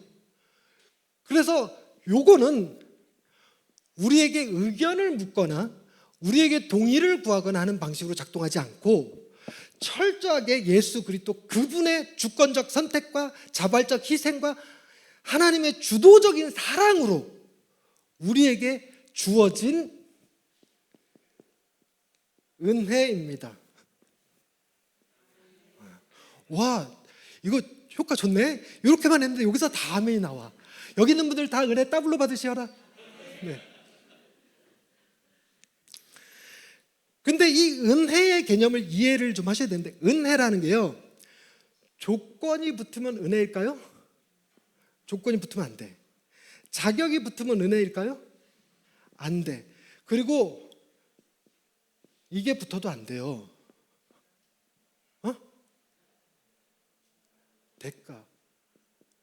대가가 붙는 순간 이건 은혜가 아니라 뇌물이 됩니다. 너무 많은 사람들이 은혜를 받았으면 은혜 받은 자답게 살아야 된다는 거예요. 자꾸만. 그래서 오늘 이 개념을 익히셔야 하는데, 여러분 오늘 은혜 받으실 줄로 믿습니다. 그렇다고 해서 여러분이 나 은혜 받았으니까 이제부터 나 열심히 살 거야, 신앙생활 똑바로 할 거야, 나 교회 열심히 섬길 거야, 그러면 은혜가 아니고 뇌물이라니까. 그래서 놀랍게 복음서를 자세히 읽어보시면 예수 그리스도께서 은혜를 베푸신 자 병 고쳐주시고 귀신 쫓아내주시고 죽은 자 살려주시고 그랬더니 그들이 어떻게 살았다는 내용이 기록이 안 돼 있어요. 근데도 묘하게 말씀 좋아하시는 분들은 어떻게 설명하냐면 군대 귀신 들린 자 예수님께서 가서 거라사의 광인을 쫓아내서 2천만이 돼지떼에게 군대 귀신을 쫓아내 주셔서 이 사람이 정신이 멀쩡해졌는데 전에 오는 전생에 의하면 이 사람이 그 지역의 주교가 되었다더라 이러고 있어. 뒤에 전승은 성경에 안 나오잖아. 그러니까 여러분 오늘 여러분 은혜 받으실 거지만 은혜 받았으니까 여러분 헌금하세요 이게 아니라고. 여러분 은혜 받았으니까 이제부터 순종하세요, 주일날 빠지시면 안 돼요, 이거 아니에요. 그건 은혜를 은혜되게 하지 않는 겁니다. 그리고 또 하나 이양의 은혜에 대한 얘기가 나왔으니까 이것만 더 보십시다. 은혜는 절대로 받는 게 아닙니다. 은혜는 받는 게 아니에요. 은혜는 발견하는 겁니다. 여러분이 오늘 은혜를 받으면 은혜를 받은 게 아니라 이미 내게 주어져 있던 은혜를 이제서야 발견하게 되는 거예요. 아, 하나님이 나를 그렇게 사랑하셨구나, 아, 하나님이 나를 그렇게 구원하셨구나 하고 그 은혜를 발견하는 겁니다.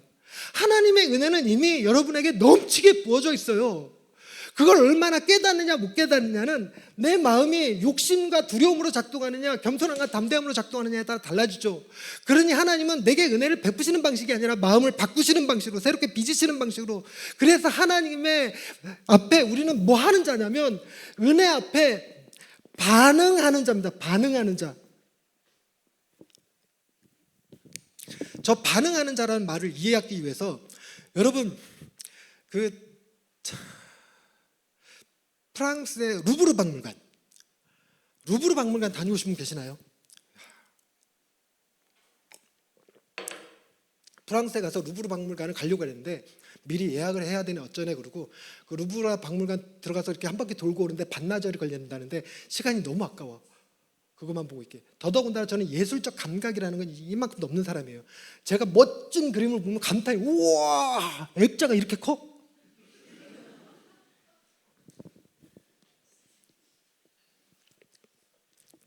그런데 어느 순간 제가 그 예술의 눈이 딱 띄어지는 거예요. 와, 피카소의 작품, 와, 모나리자, 뭐 이러고 있어요. 그런데 프랑스의 법으로다가 정숙을 유지하기 위해서 루브르 박물관에선 절대로 감탄이나 탄성을 내지르면 안 됩니다. 이러면 그 안에 들어가서 여러분 저 같은 사람은 좀 쉬워요. 저도 어려워 사실.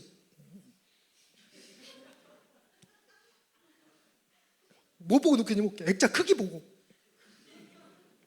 근데 그림을 제대로 볼 줄 아는 사람들, 그 그림을 전공한 친구들은 와, 그 로땡 아니야 저 이름 색깔 유명한 화가들 이름 좀 몇 개 대줘봐요.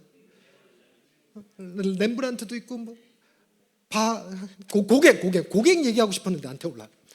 고갱의 작품을 실제로 딱 보면 와, 이 소리 나올 거 아니에요.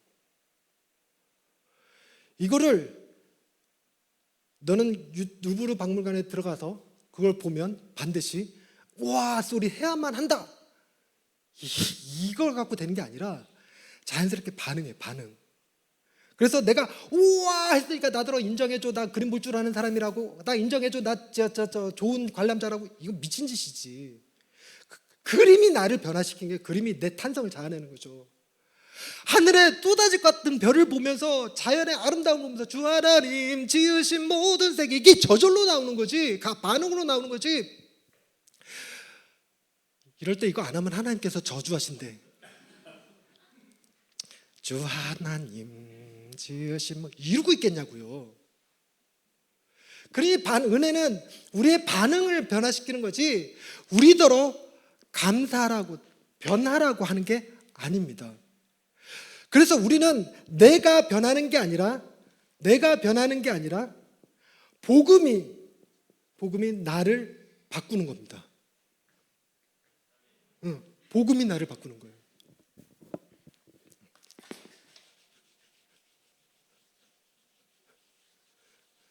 자, 그래서 이 대속문법을 한번 외워보십시다. 대속문법 첫 번째, 이중정관 두 번째, 자리바꿈 세 번째, 대환자 네 번째. 내가 죄를 멀리하는 것조차 내가 하는 게 아니라 그리스도의 대속문법이에요. 그리스도께서 우리에게 행하시는 일입니다. 내가 한 것 아무것도 없습니다. 내 행한 건 모두 다 죄뿐입니다. 죄를 한 글자로 뭐라 그런다? 나. 이런 내가 죽었고 무덤 속에 있었고 마른 뼈가 돼 있었는데 이런 나를 예수 그리스도께서 살리셨고 군대 삼아 주셨고 내 마음을 변화시켜서 그 은혜에 반응해서 찬양이 너무너무 하고 싶은데 하나님께서 주일날마다 예배를 마련해 주셔서 찬양 마음껏 해, 하고 싶은 대로 해, 이렇게 해주신다고요. 로마서 12장 1절 말씀, 하나님이 내가 너희를 권하노니 내가 하나님의 모든 땡땡 하심으로 너희를 권하노니 너희 몸을 하나님이 기뻐하시는 산 제물로 드리라. 이는 너희의 영적 예배니라. 자, 이 가로 안에 들어가는 게 뭐게요? 자비입니다. 여러분, 우리가 하나님 앞에 뭘 대단할 수 있는 게 아니라 우리의 드리는 예배가 하나님이 기뻐 받으실 만한 예배가 아니라 우리는 하나님을 기쁘시게 못해요. 하나님이 자비하셔서 우리의 예배를 참아주시고 허락해 주시는 거지. 이게 우리에게 은혜고 복이 되니까 찬양 마음껏 해, 이렇게 되는 거지. 하나님 앞에 은혜 받은 거 가지고 나와서 하나님의 은혜에 감사하는 예배, 감사제가 오늘날의 두 글자로 예배. 근데 순간 우리가 복음에서 율법으로 미끄러지니까, 종교로 미끄러지니까 두 성도가 여기 와서 울고 있어요. 하나님 앞에 예배 드리면서 막 울어. 한 성도는 하나님께서 내게 베풀어 주신 은혜가 너무 감격스러워서 울고 있고, 한 성도는 내가 울면 하나님께서 복 주실 줄 알고 울어. 우리는 둘을 구분 못합니다. 하나님은 아시죠. 누가 예배자인지. 이 산에서도 말고 저 산에서도 말고 하나님은 자기를 진정으로 예배하는 자들을 찾으시니 신령과 진정으로, 옛날 성경에는 신령과 진정으로, 현대 성경에는 영과 진리로 예배하는 자를, 영과 진리로 예배하는 자를 찾는다 그랬어요. 영은 뭐고? 성령. 진리는 뭐고? 예수 그리스도.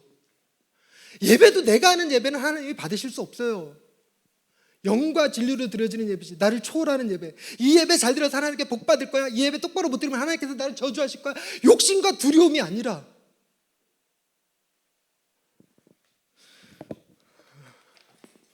자, 내일 서울서 산에 가시게 하기 위해서 빨리 진도를 빼고. 그래서 이걸 제대로 좀 이해를 돕기 위해서 누가복음 19장으로 가보십시다.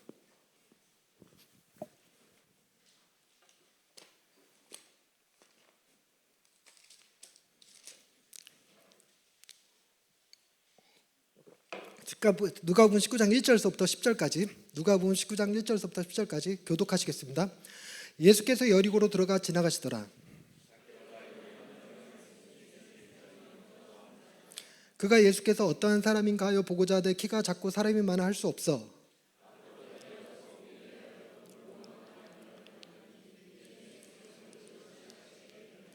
예수께서 그곳에 이르사 쳐다보시고 이르시되 삭개오야 속히 내려오라. 내가 오늘 내 집에 유하여야 하겠다 하시니 무사람이 보고 수군거려 이르되 저가 죄인의 집에 유하러 들어갔도다 하더라.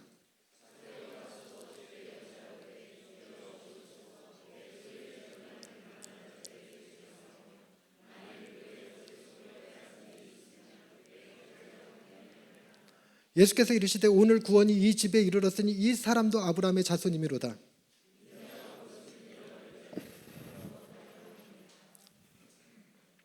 자, 1절서부터 10절까지 읽었습니다. 이 중에서 빠져도 되는 구절 하나를 고르시오. 빠져도 되는 구절 하나를 고르시오. 몇 절이 빠져도 될까요?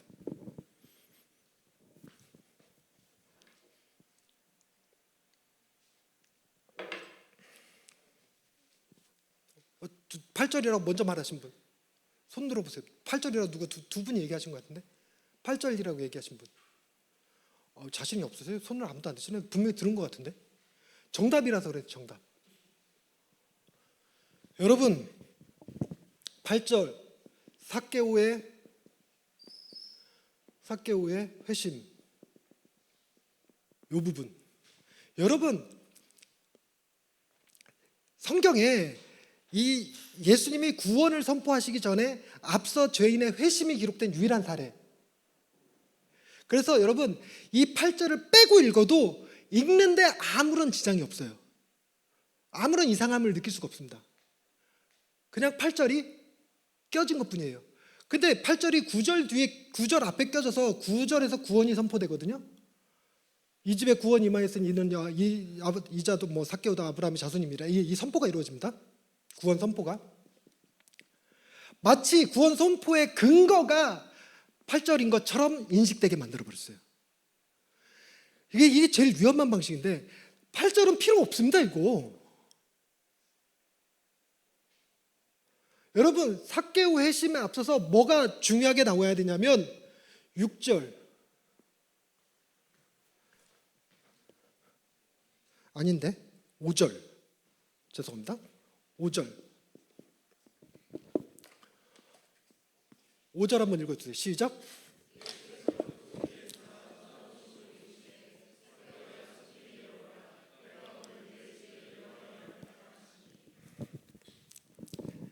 이게 오늘의 결론이고 핵심입니다. 여러분 삭개오가 지금 어디에 있냐면 돌무화과 나무 위에 있습니다. 돌무화과 나무 돌무화과 맞아요? 왜 갑자기 이상하게 느껴지지? 맞죠? 네, 돌무화과 나무 위에 올라가 있습니다. 여러분 그 유대인들이 입는 옷을 한번 상상해 보세요. 유대인들이 이런 바지 입는 거 아니에요. 이렇게 치마 같은 거 입어요. 그거 입고 나무 위에 다 큰 어른이 올라가는 건 되게 무례하고 되게 수치스럽고 부끄러운 행위예요. 그 되게 수치스럽고 부끄러운 행위 중에 하나가 성경에 기록된 게 뭐냐면 그 중년의 나이 드신 아저씨가 뛰는 거예요. 뛰는 거. 근데 이 중년의 아저씨가 뛰는 사건이 한 번 성경에 나옵니다. 탕자가 들어올 때 아버지가 뛰어요. 왜 아버지가 뛰냐면 탕자는 저렇게 그냥 들어오면 동네 사람들 돌 맞아 죽습니다. 그래서 사람들이 탕자를 발견하기 전에 먼저 뛰어가서 끌어내요. 그러니까 뛰어가는 건 수치와 부끄러움인데 그 수치와 부끄러움을 아버지가 당하시고 그 수치와 부끄러움을 아들에게는 가려주면서 아들에게 손에 가락지 끼우고 옷을 입히고 송아지 잡고 그래서 송아지가 탕자 돌아오는 걸 되게 싫어하잖아. 여러분 삭개오가 나무 위에 올라갔다는 건 굉장히 수치스러운 행동이에요. 그런데 예수님께서 뭐라고 그러냐면 밑에서 쳐다보십니다. 이 행위도 놀라워요. 이렇게 쳐다보시는 행위. 아래에서 위를 이렇게 쳐다보는 행위. 그러면서 삭개오야 내려와라. 삭개오야 내려와라. 이거 보이십니까?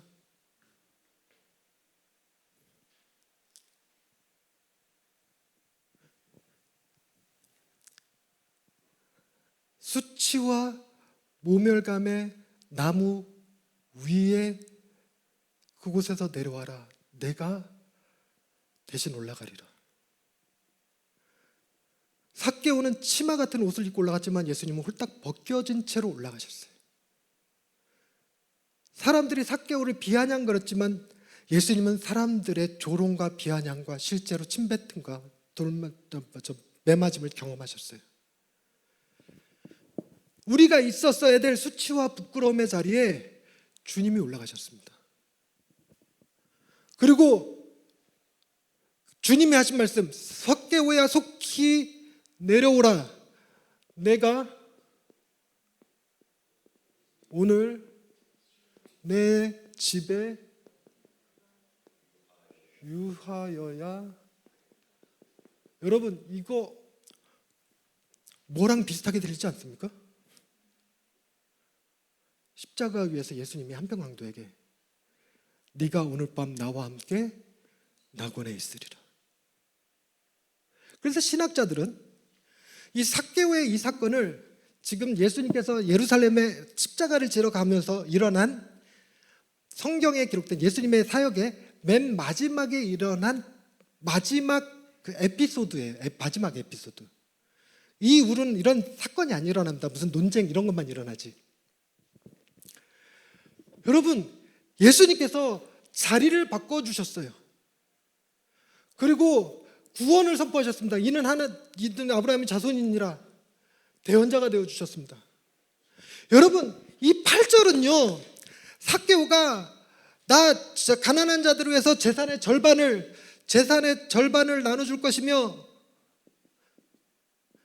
속여 빼앗은 것이 있으면 4배를 갖겠나이다. 이거 4배를 갖겠다. 이거 율법의 규정입니다. 율법의 규정. 여러분, 이거 말만 하고 지킬 가능성이 있습니까? 없습니까? 이거 지키는 거 두고 보고 구원을 선포하신 거예요? 아니에요. 여러분, 이것도 잘 보시면 삭개오는 재산의 절반을 내주겠다 약속하셨지만 예수님은 당신의 자신을 다 내어주셨어요. 심지어 물과 피조차도 다 쏟으셨습니다. 생명까지도 내어주셨어요. 이것 역시 예수님이 대신해 주셨어요. 이중전가 대속. 율법이요 4배 갚으라고 했는데 예수님은 그 율법을 완성시키신 분이고 그 율법의 요구를 완전히 주님의 당신의 생명으로 치르신 분이세요. 그래서 예수님을 화목제물이라고 부르는 화목제물, 우리의 모든 화목제물이 되어주셨어요. 놀랍게도 8절의 삭개오의 약속을 예수님이 대신 다 해결해 주셔요. 우리는 삭개오가 진짜로 재산의 절반을 팔았는지 어쩌는지 모릅니다. 4배를 갚았는지 어쩌는지 알 수 없어요. 실제로 학자들은 저거 불가능한 얘기라고 합니다. 불가능한 얘기. 그래서 삭개오가 마음이 있어도 못한다요. 재산이 그렇게 안 된대요. 여리고라는 게 뭐 세금이 가장 많이 나오는 뭐 노른자 중에 노른자 뭐 이런 얘기 하더라고요. 그래서 이게 안 된다고 하더라고요. 근데 그래서 학자들이 이걸 안 되는 일이기 때문에 삭개오의 회심이라고 안 하고 삭개오의 항변이라고 해석하는 신학자들도 있더라고요. 제가 언제 다른 사람, 난 여태까지 내 재산의 절반을 들여서 가난한 자들을 도우며 살았습니다. 내가 언제 누군가 사람들 속여 빼앗은 일 없습니다. 내가 정말로 뺏었다면 4배 갚을게요, 내가. 이렇게 항변했다고 해석하는 사람들도 있습니다. 근데 이 항변했다는 건 저는 이게 쉽게 안 되는데, 보세요. 삭개오의 회심이 어떻게 해서 벌어졌느냐? 6절 말씀 시작. 즐거워하고 영접하고. 여러분, 우리는 하나님을 기쁘시게 하는 자들이 아닙니다. 하나님을 기뻐하는 자입니다. 기뻐하는 자. 영접하는 자, 꼭 그 이름을 믿는 자들에게 하나님의 자녀가 되는 권세를 주셨으니, 영접도 내가 하는 게 아니라 그분이 나를 영접해 주시는 거예요. 내가 오늘 밤 너의 집에 유하여 하리라. 네가 오늘 밤 나와 함께 낙원에 있을지. 여러분, 이것에 대한 반응이에요. 반응.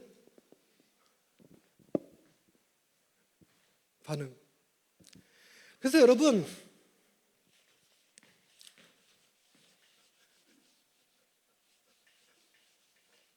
우리는 6절이란다. 5절 신앙을 가진 사람과 8절 신앙을 가진 사람이 있습니다. 5절 신앙은 하나님의 언약을 붙드는 사람이고 8절 신앙은 나의 결단을 의지하는 사람이에요. 내가 하나님 앞에 나 이거 하겠습니다!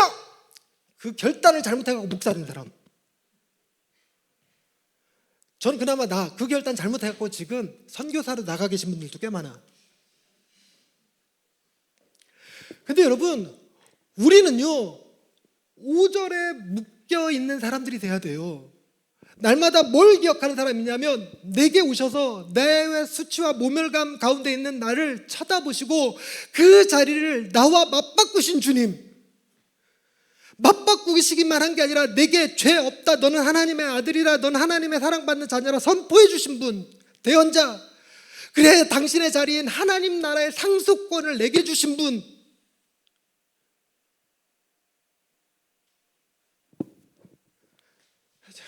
제가 아쉬운 마음에 하나만 더 쓸게요. 5달란트, 2달란트, 1달란트 이야기. 5달란트 남기고 2달란트 남겼어요. 얘는 안 남겼어요. 원금만 가지고 있었습니다. 근데 얘 둘은 주인의 즐거움에 참여합니다. 똑같은 소리 들어요. 즐거운 주인의 즐거움에.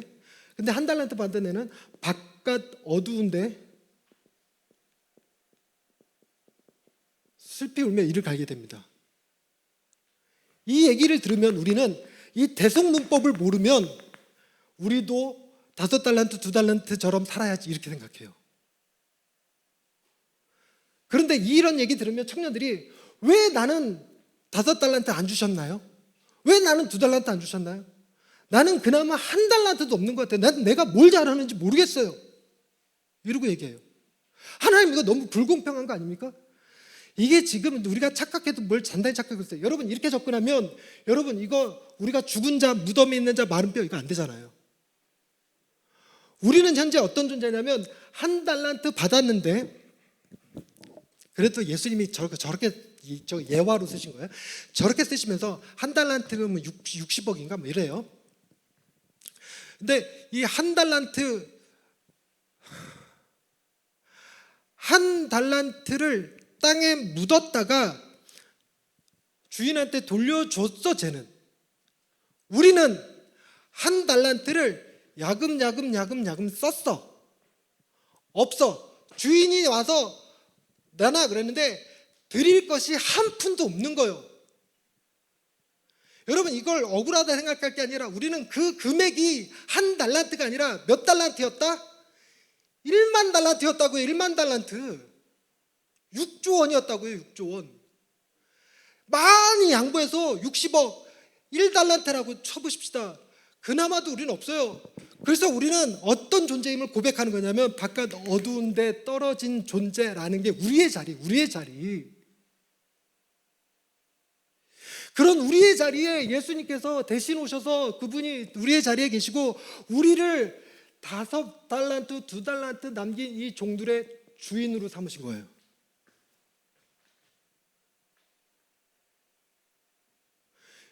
여러분 이 개념을 이해하셔야 되는 거예요. 이 개념을. 주님이 우리를 단순히 죄를 용서하셨다가 아니라 의를 덧입혀 주셨고 단순히 우리를 건져주셨다가 아니라 당신의 나라의 자녀가 되게 상속자가 되게 해주셨고 그것이 칭의와 양자, 자녀 삼으심, 상속자 삼으심 이거거든요. 칭의와 양자. 자, 요 정도까지 그냥 했다고 생각하고 자, 8절 신앙. 8절 신앙. 우리는 자꾸만 그래서 내가 11조 작심한 거 그거 주님 앞에 내려고 내가 11조 하나님 앞에 헌신했었지. 신학교 가려고 저 집회 때 신학교 갈 사람 목사 될 사람 손들어 그랬는데 손들어 놓고 신학교 안 간 사람들 있죠 여기. 저 사모 되겠습니다. 손들어 놓고 안 가신 분들 분명 계실 거예요 여기. 특히나 우리가 선교 한국 대회 할 때 여러분 7.14 대성회 이런 거 하실 74년 막 엑스포 대성회 이런 거 여러분 참여했죠. 여의도 광장에서 막 누구지? 그분 생각도 안 나. 어? 블레이그람 왔을 때 거기서 선교사로 자원하고 내 전재산 드리겠다고 약속하신 분들 지킨 사람 있어 여기? 나만 지켰어 나만. 아니 김성모 목사님도 지켰죠. 이런 사람들만. 여러분 우리는 자꾸 여기에 매여 있으면 자연스럽게 뭐가 생기냐면 너 정말 하나님의 아들 맞아? 하면서 정죄감과 죄책감에 빠집니다. 그리고 우리가 이 8절 신앙을 잘 지켜서 재산의 절반을 나눠줬고 4배를 다 갚았어. 그러면 뭐에 빠질까? 자기 의에 빠집니다. 그래서 8절은 지켜도 안 되고 안 지켜도 안 되는 그런 상태를 우리를 만들어줘요. 그래서 우리는 이 8절의 신앙을 가진 게 아니라 우리를 구원하시는 나 대신 이 나무에 올라가신 예수 그리스도를 바라보는 그 언약에 붙들려서 그 주님 바라보면서 그 주님 때문에 기쁘고 그 주님 때문에 만족스럽고 그 주님 때문에 행복해서 즐거워하는 자들, 그게 저와 여러분의 할 일입니다. 그런데 다만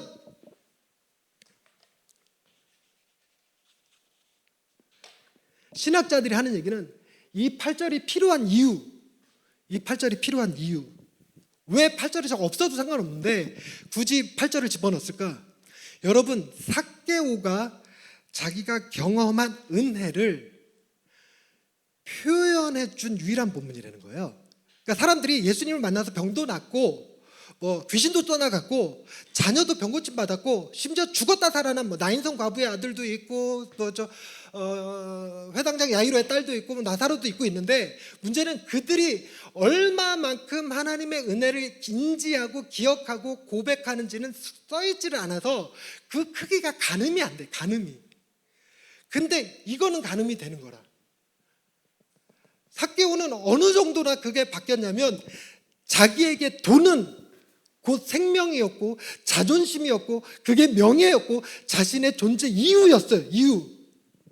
그거를 다 내동댕이 칠 만큼의 은혜를 경험했다는 겁니다. 그러니까 이걸 지키냐 안 지키냐는, 여러분, 우리가 8절을 자꾸 매여 있으면 안 돼. 지키냐 안 지키냐 아무 의미 없다고요. 이해하시죠? 그런데 문제는 뭐였냐면, 내가 하나님께 받은 은혜를 나는 뭐라고 고백할 거냐는 거예요. 그게 내가 고백하는 만큼이 내가 아는 은혜예요. 내가 고백하는 만큼이 내가 깨달은 은혜입니다. 그래서 우리에게는 오늘 밤 8절이 필요한 거예요. 그런데 여러분, 오해하지 마세요. 8절의 고백을 필요하다고 해서 그 8절대로 살아야 된다, 아니다. 살아야 된다가 아닙니다.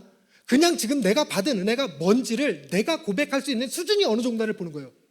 내가 정말 오늘 밤 주님의 은혜를 경험해서 예수 그리스도께서 행하신 일들을 깨달았어. 그래서 내 마음에 변화가 일어나서 그 변화를 내가 말로 표현하는데, 여러분, 이 집 되게 아름다운 집입니다. 모르잖아. 7천억짜리입니다. 그럼 대번에 알잖아. 딱 그 수준인 거예요, 우리가. 와, 재산의 절반을 떼주고 4배를 갚어? 예수님의 은혜가 정말 너무너무 좋았나 보다, 이렇게 느끼는 것처럼 오늘 밤 내 고백이 그렇다는 거예요. 그런데 여러분, 오늘 밤 이 고백이 있어야 되는데, 이 고백을 우리 공동체가 성숙한 공동체면 그냥 누구나 듣게 그냥 얘기해도 돼요. 학교처럼 거기 주변에 있는 사람들이 다 듣게끔, 제가 재산의 절반을 나눠주고 4배로 갚겠나이다, 이렇게. 근데 우리는 이상하게 이 고백을 딱 듣잖아요. 그럼 나중에 그래요. 아니, 지난번에 전 목사 왔을 때 재산 절반 헌금한다며. 지는 약속 안 했나? 나 그때 아무 일도 안 했어, 이러면서. 그래서 옆 사람한테 듣게 얘기하는 게 조금 불편해요. 그런데 옆 사람이 듣든 안 듣든 나는 한번 고백하는 것이, 그게 여러분 우리의 마음을 무지하게 움직여요. 한번 결단해 보는 거예요. 여러분, 이 시간에 절대로 목사 신학생 되겠다고 결단하시면 안 돼요. 그 결단했다고 실천하는 순간 무슨 일이 벌어지냐면, 11조 잘 내던 분이 뜬금없이 신학교 들어가더니 장학금 달래. 직장 잘 다녀서 그분이 우리 교회 일꾼이었는데 뜬금없이 선교사로 나가버려갖고 우리가 선교비 보내야 돼. 그럼 교회만 힘들어져. 만약에 여러분들 가운데서 여러분 어린아이들 중에서 나 목사 되겠습니다, 선교사 되겠습니다 이러고 나오면 김성목 목사님 나한테 막 뭐라 그럴 거야. 우리 교회 안 그래도 힘든데 왜 더 힘들게 만드냐고. 그러니까 오늘 결단한 것과 실천하는 건 전혀 별개의 문제입니다. 그리고 여러분, 절대 내가 어쩌다가 옆에 사람이 뭐라고 하는지 들었다고 하더라도 여러분, 성숙한 공동체는 못 들은 척 해드려야 돼요. 절대로 그거 가지고 나중에 너 이랬던 사람이자 하고 평가하면 우리가 뭐에 매이냐면 스스로 8절에 매이고 상대방도 8절에 묶어버리는 거예요. 우리는 어디에 묶여야 되냐? 5절에 묶여야 되는데. 그런데 우리는, 제가 바라는 건 뭐냐면, 첫째 날 와서 제가 지금 오늘 네 번째 시간이죠. 첫째 날 와서 일어서서 찬양하십시다. 와, 막 아멘도 안 하고 두 손 들고 아멘 시켜도 아멘도 잘 안 하고 오늘은 두 손 들고 아멘하는 사람 한 명도 없고 막 이렇게 김성 목사 우리 교인들은 뭐 이렇게 뭐 일어나서 뜨겁게 뭐 이렇게 박수 치면서 뭐 이렇게 아멘 이런 거 잘 안 한다고. 내가 명색이 부흥 강사인데. 그래서 두 번째 때는 홀링을 했어요. 여기 나와서 무릎 꿇어. 그랬더니 딱 두 분 나왔어. 세상 민망하기 싫이. 근데 나오고 안 나오고가 이게 마음에 엄청난 차이를 줘요. 저 자리에 있을 때는 괜찮다가도 딱 나오는 순간 마음이 울컥거리고 여기서 엎어지는 순간 눈물 팍 터지고 내가 무화과 위에 돌 무화과 위에 한번 올라가 보는 경험, 그래서 그곳에서 나를 부르신 주님을 한번 만나는 경험, 그래서 나 대신 십자가에 오르신 주님을 발견하고 나도 내가 고백하는 거예요. 재산의 절반이든 뭐 10분의 1이든 뭐 이렇게 그걸 해보는 것. 여러분이 정말 성숙한 공동체가 돼서 누구누구 나갔더라 누구누구 안 나왔더라 이런 얘기 하지 말고 나오는 사람 나오는 대로 안 나오는 사람은 안 나오는 대로 그대로 오늘은 오늘 밤에 있는 건 오늘 밤을 넘기지 않는 걸로. 제가 여러분들한테 이렇게 종이 쪼가리 하나씩 나눠주면서 자 헌금지 악정금액 다 쓰세요 이런 거 하자는 게 아니고 그 써봐야 지켜주지도 않으니까 그거 썼다가 나중에 시험 들어가면 약정해 놓고 왜 안 내? 이러면 또 시비 걸리니까 저는 그런 거 싫어하는데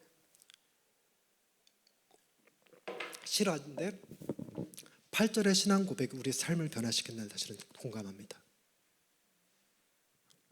그래서 세 가지 여러분한테 도전드립니다. 세 가지. 이 중에 하나. 8절을 뭘로 채울 거냐? 셋 중에 하나로 채우는 거예요.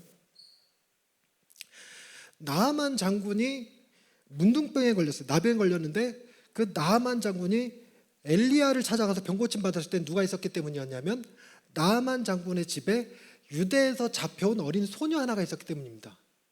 근데 그 어린 소녀가 왜 나아만의 집에 몸종으로 팔려갔냐면 나아만의 국가 수리아와 예루살렘이 국경을 접하고 있어서 국경지대에서 수시로 이 전쟁이 일어났어요.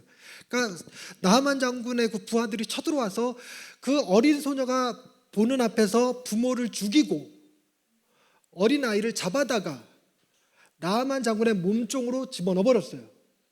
그런데 그 집에서 그 어린 여종이 나아만 장군의 속옷을 빨다 보니까 피가 묻어 나왔네.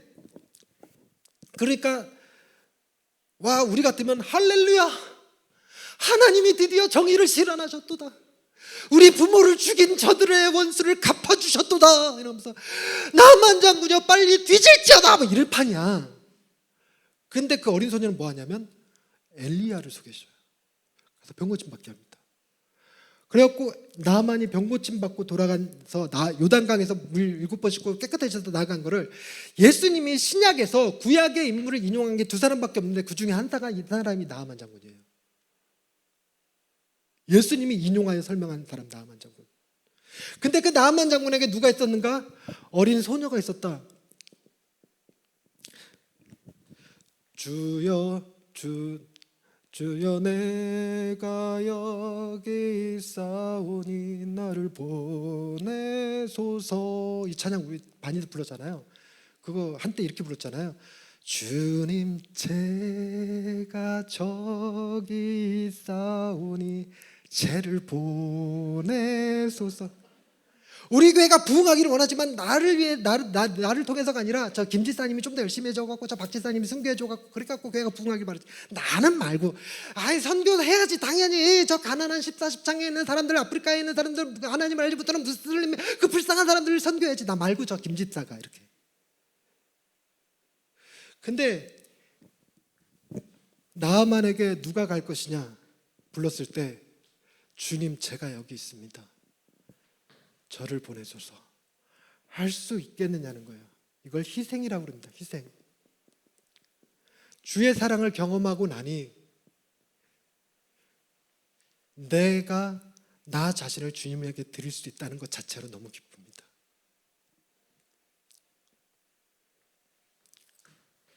똑바로 보고 싶어요 주님. 이거 누가 불렀더라? 이게 몸이 이렇게 그분이 했던 것 같은데. 온전한 눈짓으로 여기 뒤에 이런 거 나와요.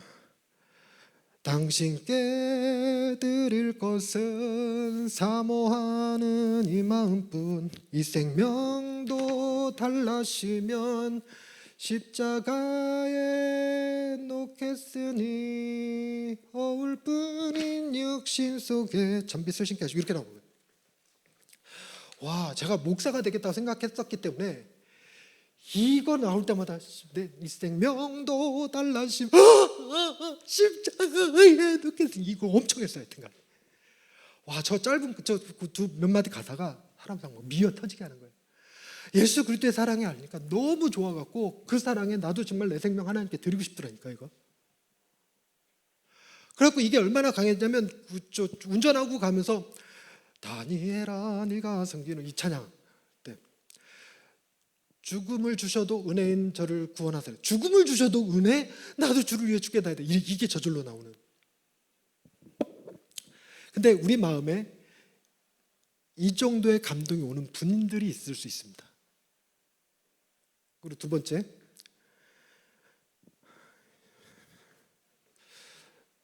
다른 어떤 은혜 구하지 않으리. 처음에 어떻게 시작하지? 나 무엇과도, 감사합니다. 나 무엇과도 주님을 바꾸지 않으리. 주님 외에는 다른 어떤 은혜 구하지 않으리. 이게 뭔 말이냐면 주님 한 분만으로 만족할 수 있다는 거예요. 난 주님만 있으면 가난해도 좋고 병들어도 좋고, 조금 더 심하게 주님만 있다면 나는 좀 누명 써도 괜찮고 나는 좀 순교해도 괜찮고, 이런 거예요. 주님만 내게 있다면 내가 마치 이 세상에서 성공해야 되는 것처럼, 다른 사람들한테 인정받아야 되는 것처럼 살지 않는 거예요. 교회에서 내가 얼마나 헌신하는데 이거 인정받으려고 안 하는 거예요. 그냥 난 주님만 있으면 돼. 주님만이 나의 만족이야. 이런 고백이 나오는 거죠. 그래서 지금의 기도 제목이 싹 바뀌는 거예요. 주여 병 고쳐 주옵소서, 주여 부흥하게 해주옵소서, 주여 부자 되게 해주옵소서 넘어서서 주여 주님 사랑 한 분만으로, 주님 사랑만으로 만족하며 살게 하옵소서. 주님이 나의 전부 되십니다. 주여 말씀하옵소서, 종이 듣겠나이다. 엘로힘에게 기도하는 것이 아니라 엘샤다이에게 기도할 수 있는 힘이 생기는 거죠. 엘샤다이 하나님께 기도하는 것. 나를 왜 이 교회에 다니게 하셨나요? 나를 왜 이 동행교회를 보내셨나요? 나를 하여금 무엇을 보게 하시며 무엇을 하게 하시나이까? 이거. 나를 통해서 이루시고자 하시는 당신의 뜻이 무엇입니까? 이렇게 기도하는 사람. 그리고 세 번째, 부르신 곳에서 나는 예배하네. 어떤 상황에도, 노래 이렇게 못하지? 나는 예배하네. 부르신 곳에서 나는 예배하네. 어떤 상황에도 예배하네. 내가 걸어가면 길이 되고 살아가면 삶이 되는 그곳에서 나는 예배하네. 일주일에 한 번, 주일날 오전 11시, 오후 예배도 요구 안 해. 수요 예배도 요구 안 해. 금요 예배도 요구 안 해. 주일날 오전 11시. 근데 이 시간에 내가 감옥에 있어. 그곳에서도 예배해. 하나님 원망하지 않고. 막 원망이 되다가도 주일 오전 11시만 되면 무릎 딱 꿇고 성경 딱 들고 예배해. 내가 병원에 입원해 있다 할지라도, 암 선고 받았지라도 하나님하고 내 병 고쳐주세요. 왜 나를 이렇게 힘들게 하다가도 주일날 오전 11시만 되면 신우 예배 찾아가는 거예요. 그 병원에. 여러분 오늘날 얼마나 좋은지요. 여러분 아무 교회다 대고 전해서 저 예배 좀 드려주세요. 다 와. 목사님들 다 갑니다. 어디든. 저 낙도 지역만 교통편이 어려워서 못 가는 것뿐이지. 그러니 하나님 이 은혜를 경험한 사람, 나의 8절의 고백은 예배자, 내 평생 예배자로 살겠습니다. 내 평생 예배 주님을 찬양하며 살겠습니다. 이렇게 하는 거. 이 셋 중에 하나는 우리의 8절의 고백이 된다고요. 제가 얼마나 설교를 잘했느냐에도 차이가 있겠지만, 문제는 차이도 있겠지만, 엘샤다이 하나님 얘기하면서 기억했던 게 기억나시나요? 엘샤다이 하나님의 뜻에서 여러분 은혜 받고 안 받고는 제 능력에 따른 게 아니라 하나님 뜻에 달린 문제라고. 즉 하나님의 때와 시기가 오늘 맞아 떨어진 사람은 여기고 안 맞아 떨어진 사람들은 3번이고 그나마도 없는 사람은 밍숭맹숭하겠지. 오늘 뭔 소리 하는지도 모르고. 그렇다고 해서 여러분을 사랑하지 않는다는 거 아니에요. 절대 그렇게 생각하시면 안 돼요. 아직 여러분의 때가 되지 않은 것뿐이지. 그래서 오늘 이 고백을 공개적으로 하고, 그러니까 아니, 공개적으로 한다고 해서 여러분 다 옆 사람한테 말하라 그런 얘기 아니에요. 자, 눈 감아주세요. 절대로 눈 뜨시면 안 됩니다. 특히 김성보 목사님 저 교역자들 다 눈 감아. 누구 눈 절대로 눈 뜨면 안 돼. 눈 감으세요. 눈 다 감으세요. 나 1번이다. 하나님 내게 주신 마음의 감동은 내가 주를 위해 죽을 수 있을 것 같다. 내 생명 십자가 앞에 내놓겠다 하시는 분 살짝 어깨 높이로 손 들어주세요. 손 내려주시고 2번 주님의 은혜와 감동이 내게 오늘 주님 한 분만으로는 나는 만족할 수 있을 것 같다. 가난해도 좋고 병들어도 좋고 이러신 분들 어깨 높이로 손 올려주세요. 손 내려주세요. 그 다음에 하나님의 은혜가 나를 하여금 평생 세상이 기독교인들을 조롱하고 비판할지라도 크리스찬으로서 정체성을 잃지 않고 주일 반드시 가까운 교회를 찾아가서 예배하며 살겠습니다 하시는 분 손 들어주세요. 손 들어주세요. 아무도 안 되신 분은 없어요. 이제 눈 뜨시면 돼요.